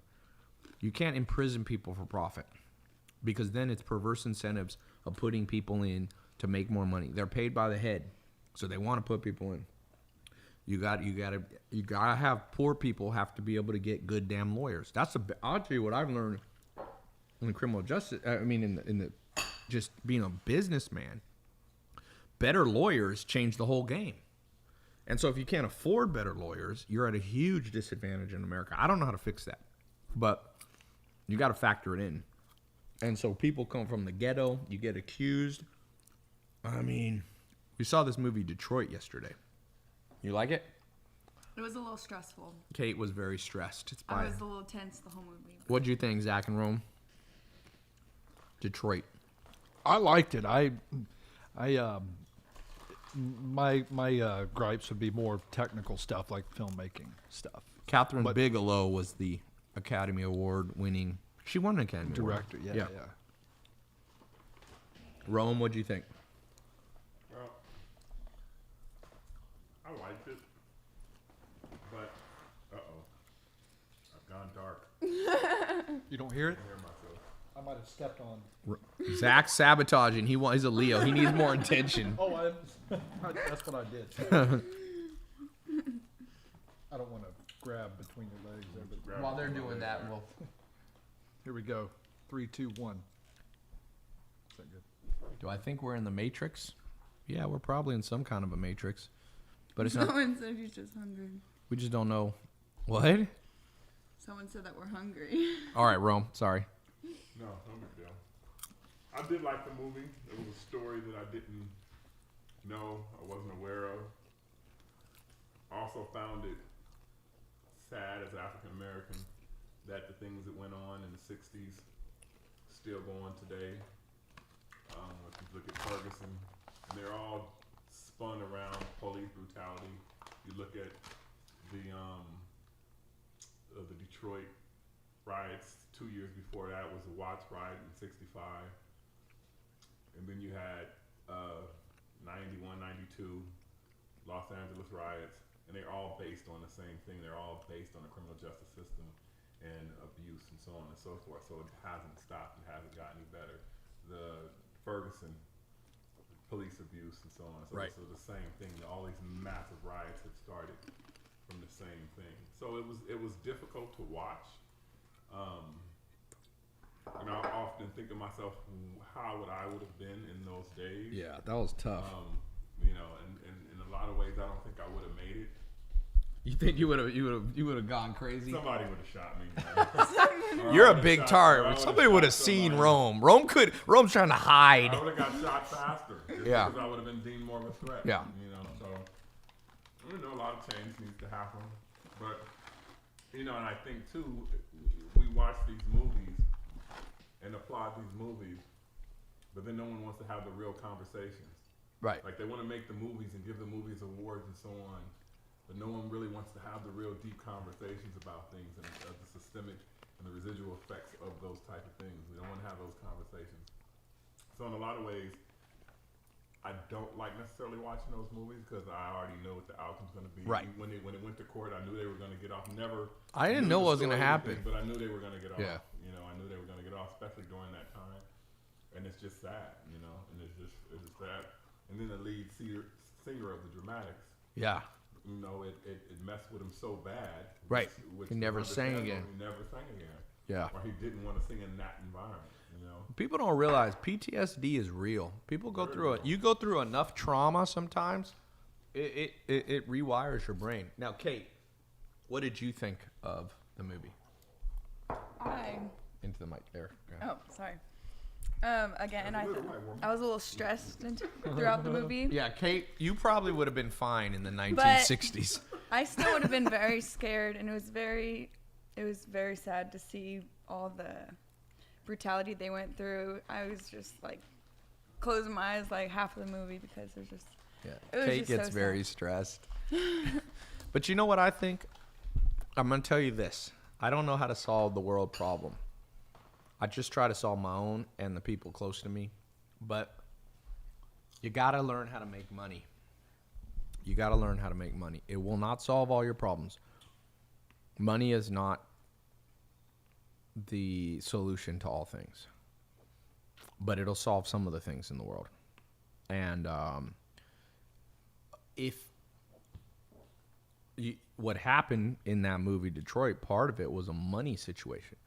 This didn't happen in a wealthy area. This happened in a poor. And anytime you get too many poor people and too many wealthy people, it doesn't end well for anybody.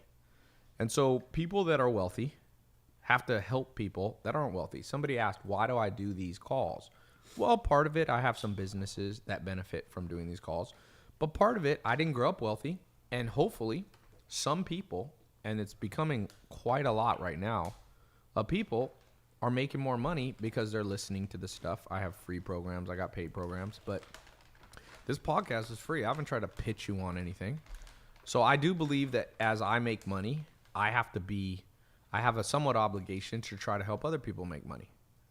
You know what I'm saying? And so I think that you're always going to have some richer than poorer. You're just going to have that. And you don't want to create a situation where everybody makes the same amount of money. It's just not right. It will have serious repercussions that you don't want. Like you'll be waiting in a hospital for 8 hours to get somebody to stitch you up. You don't want that. You know what I'm in favor of? A doctor that someone in my family just had a major health issue and had to go to the hospital for 5 days. I was hoping that specialist made $1 million a year because that means they studied, they kept up on continuing edge. I don't want them making the same amount of money as a person handing me Starbucks coffee while they're in college part-time. I want one person making more and one person making less. But I want the person making less to have the option of building up to that person. That's all it has to be. It has to be the option. And some things just aren't fair. I'm never going to play in the NBA. Rome's never going to play in the NBA. Zach's never, Kate ain't never going to play in the NBA. You never know. I do know. You might play in the WNBA, but you ain't playing in the WNBA. I've seen you play basketball. So am I okay with a world that's a little bit unfair? I was hanging out with at the football game. Sean Merriman was there. He was the Chargers, right? And where else? Yeah. Just Chargers? And Patriots. And Patriots. Sean Merriman's Was it Patriots? I believe it's Merriman's a huge guy. I didn't look at him and go, "Oh, it's unfair that you're big and you can play football." Who cares? Just move the hell on. So all the people that there is a proper reaction to the unfairness in the world. Some you're gonna fix and some you're not. Thoughts on Kaepernick, Zach? Talking football now. For those of you outside the U.S., we're back to American gridiron football. I got no problem with the guy making a statement. Doesn't bother me, but at the same time, I don't mind Jerry Jones saying. If you're This, gonna be by on the my way, team, explain what this is. This is about standing for the national anthem. Colin Kaepernick is a black man, football player in America, because a lot of people here aren't from America right now, who would not stand for the American national anthem because he thinks America has too much racial inequality, unfairness. Yeah, I think he's misguided, but I'm not flipping out over him not standing or taking a knee. I don't really care. What do you think, Rome? first I need to know how it's misguided. But I mean, do you agree? Well, that America's evil, and Did he that, say America's evil? and that well, see that I don't know. I don't care so much that I haven't even gone I and think looked he said at his something like quotes. America. He doesn't, Well, the flag not is fair. supposed to be, the flag is supposed to stand for level of equality for everybody. And Right. it doesn't. And it doesn't, Yep. And so, if he feels that that flag is not supporting him or supporting African Americans, and he felt like he wanted to make a stand on it, and that was his way of a peaceful protest, that's what it was. He didn't hurt anybody, didn't kill anybody. right. He didn't do any of those things. Yeah, I'm with- And what he's saying is true. Right. He's not. These are facts. It's not something that he's making up, and it's not an opinion. It's true. But again, I don't think talking about extreme ideologies. I think that flag also has allowed him to play in the NFL. Okay. Well, you can have both, though. You can have both. Right, Yeah, but I that's mean, when you have- and that's all I would say is that to just blanket Zach's that about to get beat flag- up by Rome. that the flag Good discussion, though. that it isn't true. I don't think it's that absolute that it isn't true. I do. Yeah, there are issues that need to be addressed. There are problems would you that guys need. both agree this? If I take a slightly different position, that this is how I take it. You got to be in the mic. This is how I take it. And tell me if you guys agree with this. Black people, Middle Eastern people, Latin people, basically people that you can physically tell are different, right? You can't tell always the difference between a German and a Polish American. You can't tell. There's multiple generations. They're here. You can't tell.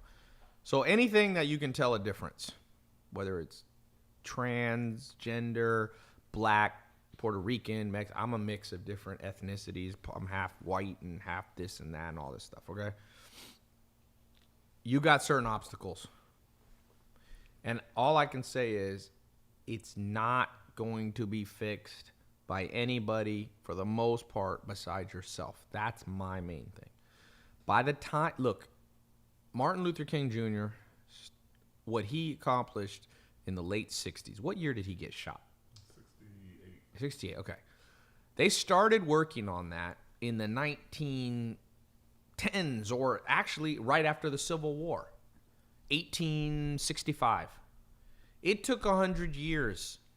It took basically 100 years. So my point is, yes, you should try to work on a political solution. But just realize it'll be 100 years, so you can do it for your grandchildren. Whatever you want in your life now, go out and get it done. So Kaepernick standing up for it, it'll help somebody. It ain't going to help him that much. It's going to probably hurt him. So Kaepernick should do two things. Live part of his life to help other people, but also don't take it so extreme that he, Well, he's not. Yeah. People around him are. People around him are because they see he's being blackballed. So he's not, and he's doing exactly what Yeah. he said. He's spent millions of his money helping other people, and he continues to help other people. Yep. So he is doing that. He has no power right now Right. of anything that happens to him. I don't think he's going to play again, No? but I don't think it's fair why he's not playing again. And go back to a statement that you just He said. retired? No, they're not. Yeah, no he's one's just- picking him up. Oh, he's a free agent? Yeah, no one's picking him up. Yeah, when you're that, it's like T.O. is a friend of mine. You start getting that reputation, But he didn't do I anything. I do think it's odd why, or the question I heard asked, and I think I was like, yeah, that's actually an interesting question. He's obviously become the poster boy for it because there were guys that supported him that Yeah. did the same thing, or they were in solidarity, Right. and you don't see anything happening. One to person them. got to be the scapegoat. All right, we should switch away from. Somebody said Ty's programs are expensive, but definitely worth it and still underpriced. That's a matter of perspective. It is definitely expensive compared to junk food, which you can buy a full meal at McDonald's for $3. Always be concerned when you can buy a full meal at Taco Bell for $3. Be concerned about what you're actually eating. You may be eating. Well, I can tell you what you eat. You eat down cows. You know what a downer cow is? That means a cow that's crippled, that has a health problem. In like New Zealand, what do? See, it's illegal to sell a down cow. So I'll tell you what they do. They get a way to stand them up. They immediately send them to slaughter. They grind them into ground beef and they send them to America. And you eat them at people. Sometimes you get what you pay for. Is I guess what I'm trying to say. No, that's So organic. That's good. yeah, that's organic beef. That's grass fed. Yeah, that's different. So when Cow. Ty, who's your favorite rapper? J. Cole, probably right now. It's seasonal. Huh? I said it's seasonal. I like down. I believe it or not, I'm gonna go on the bandwagon. I liked the song. Neighbors. No, well, that's J. Cole. I liked French Montana's song "Unforgettable." That song, just the way people dance to it, it's just good. Ty, would you invest in Gymshark? Not 100% sure what that is, but so I can't answer. I don't invest in what I don't know, but maybe it's a good thing. I should learn about it. Where do you get all your energy? Do something interesting in life. Live a life of adventure, and you'll get a lot more motivation. Hey Ty, Bitcoin is skyrocketing. That girl is so cute. Oh man, now it's starting to go fast on YouTube. Mayweather or McGregor? If I had to bet my life, I would bet on Mayweather. But again, remember how I said I don't like to bet on what I don't understand? No one's ever seen Conor McGregor fight by boxing rules, Queensberry rules. So it's too hard to bet on. But I would say Conor is good at surprising people. I hope it's a great fight. You know what I mean? Someone said Marcus says he likes J. Cole, not Kendrick. Kim Jong-un is fat. One of my 3 favorite influential historical figures that you have gained wisdom from. Will Durant. Who's a second one that's a powerhouse? I mean, the philosophers. I like reading some of the great philosophers. But if you read Will Durant, he helps you understand a lot of great philosophers. Let me just think. Who else do I like? Historical. I mean, I'll just talk about recent one. There's so many. I recently read the autobiography of Malcolm X. Great book. Read that. Talk about a guy that was complicated. A lot of good things, some crazy things. He believed this one guy was a prophet and was from God or something like that. So he's a little weird, but a lot of, he had a crazy upbringing. His dad was put on a train track and had his head run over by a train because they were racist. So, yeah. Ty, I have 50 grand I want to invest. If I had to put it all into one venture, what would it be? Probably, it sounds like it's going to be a mistake. That's what I would say. When you're thinking like that, you got 50 grand left and you're going to put all 50 grand in one venture that you don't know much about, you're going to lose your money. I will bet on it. What I would do is put my money slowly into things I understand. You can start businesses for $5 now, $1. The only money that I spend now is on the educational part. Like I'm going into the fashion business. I'll spend money on consultants, books, things like that to learn the business. I can start a t-shirt business now for under $100. My friend was making $1.5 million a month selling t-shirts. Then he got bored, believe it or not, and stopped doing it. So I'll spend money on paying him as a consultant, but it doesn't cost much. You can drop ship t-shirts. Somebody said, bitch, no, you can't. John Pizzo.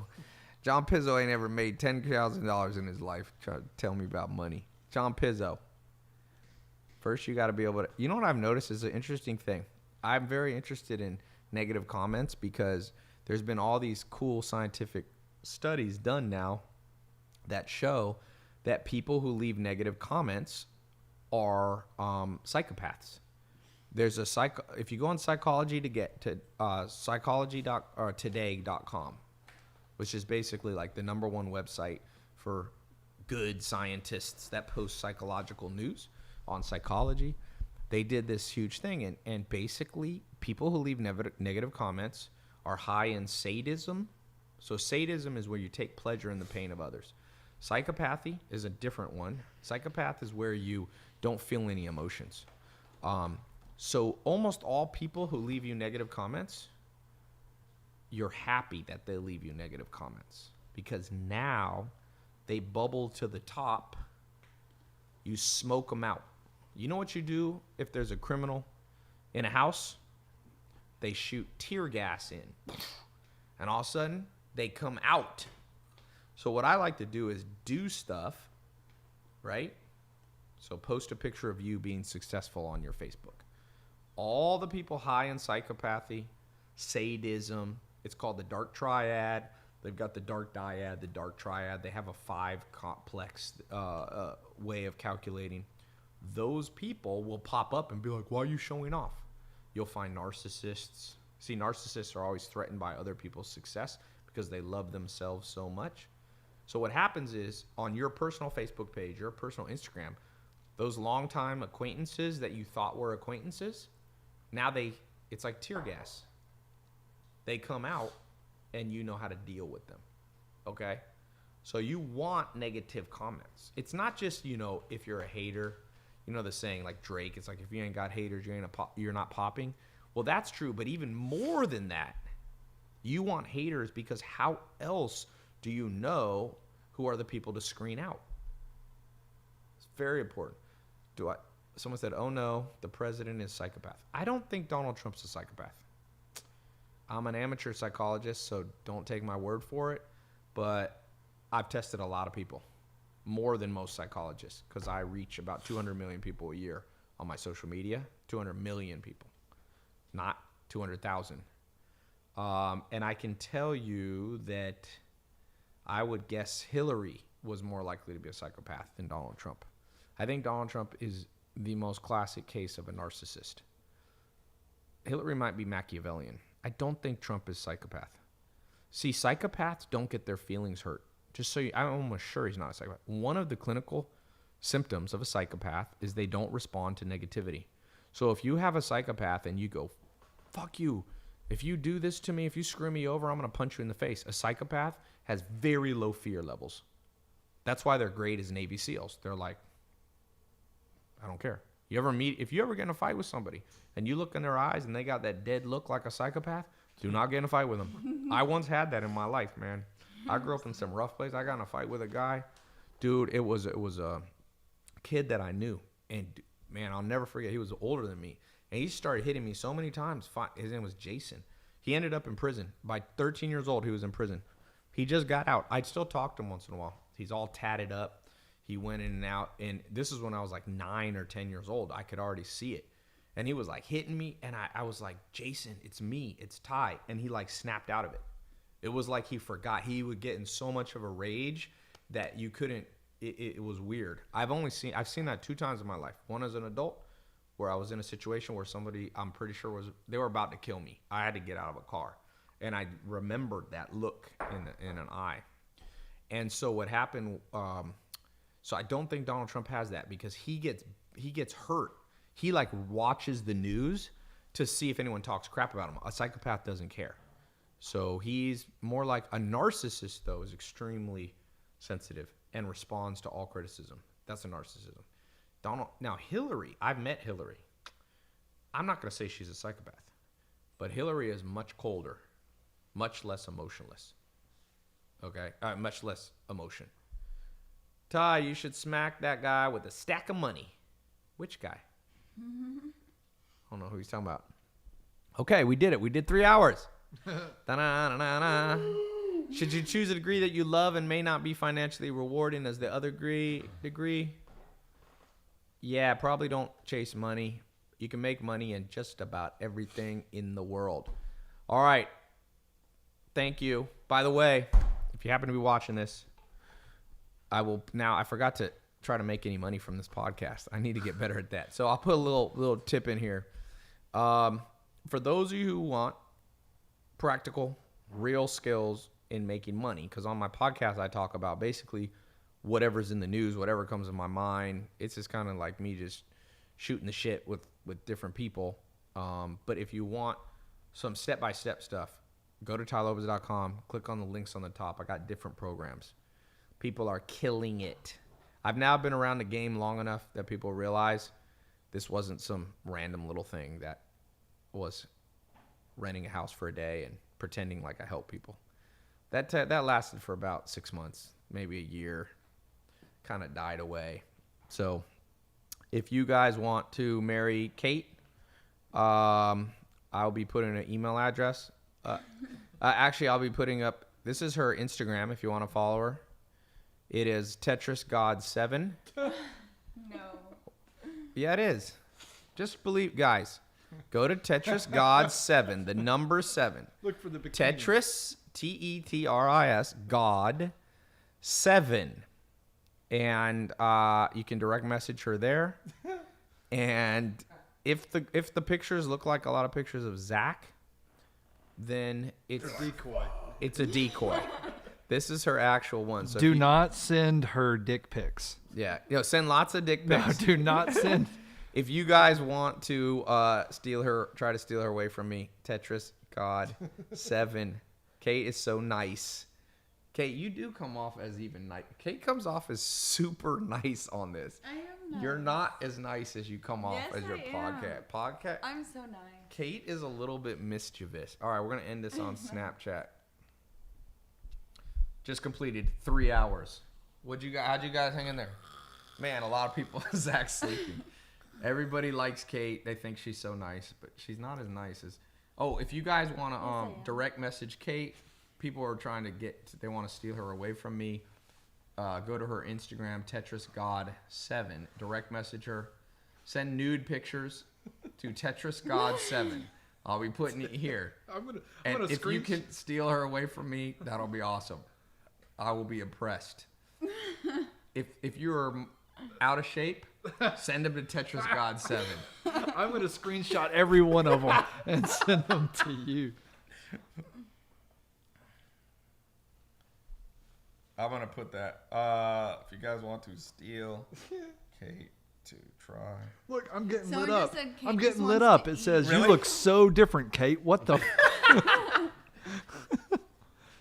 Like that Ty Lopez brought you here. Kate, you look so different. Please tell me those aren't real. Yeah. Are it you is. serious? Oh, Let me yeah, see. you got so many messages. Yeah, you can see it, right? Is that what? That's from what he just said. Yeah, these are Let me see. notifications I just got. You look so. Love your outfit choices, Kate.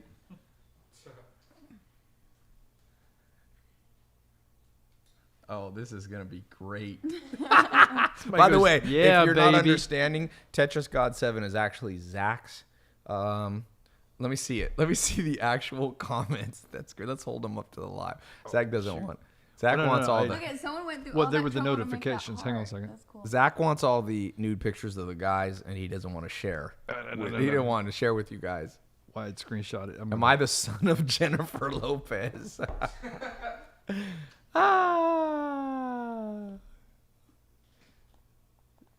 Ty, how do you feel about starting a fast food restaurant? Okay, you got me They'll hungry. start I was showing. hungry, guys. These are okay? so funny. I did not expect to Why see the that man for hold you. his nose? I don't know. That's just the newest one. All right, guys. Thanks so much for being here. TyLopez.com. By the way, if you ain't watching my Snapchat, you missing the real deal. My Snap's got stuff you ain't going to see anywhere else on any of my social and anybody else in the world's social. It's kind of an interesting one. Sometimes it's boring. Sometimes it's good, but I think it's more good than boring. I got a pretty big following. Someone said Kate's a psychopath. No, she's not a psychopath. She's a little more narcissist. She's not as bad. You are. That's her weakness. No. He Kate. doesn't know what he's talking about, guys. Kate, I don't know. Someone says Snapchat is for kids. No, Snapchat is not for kids. All right. Talk to you guys soon.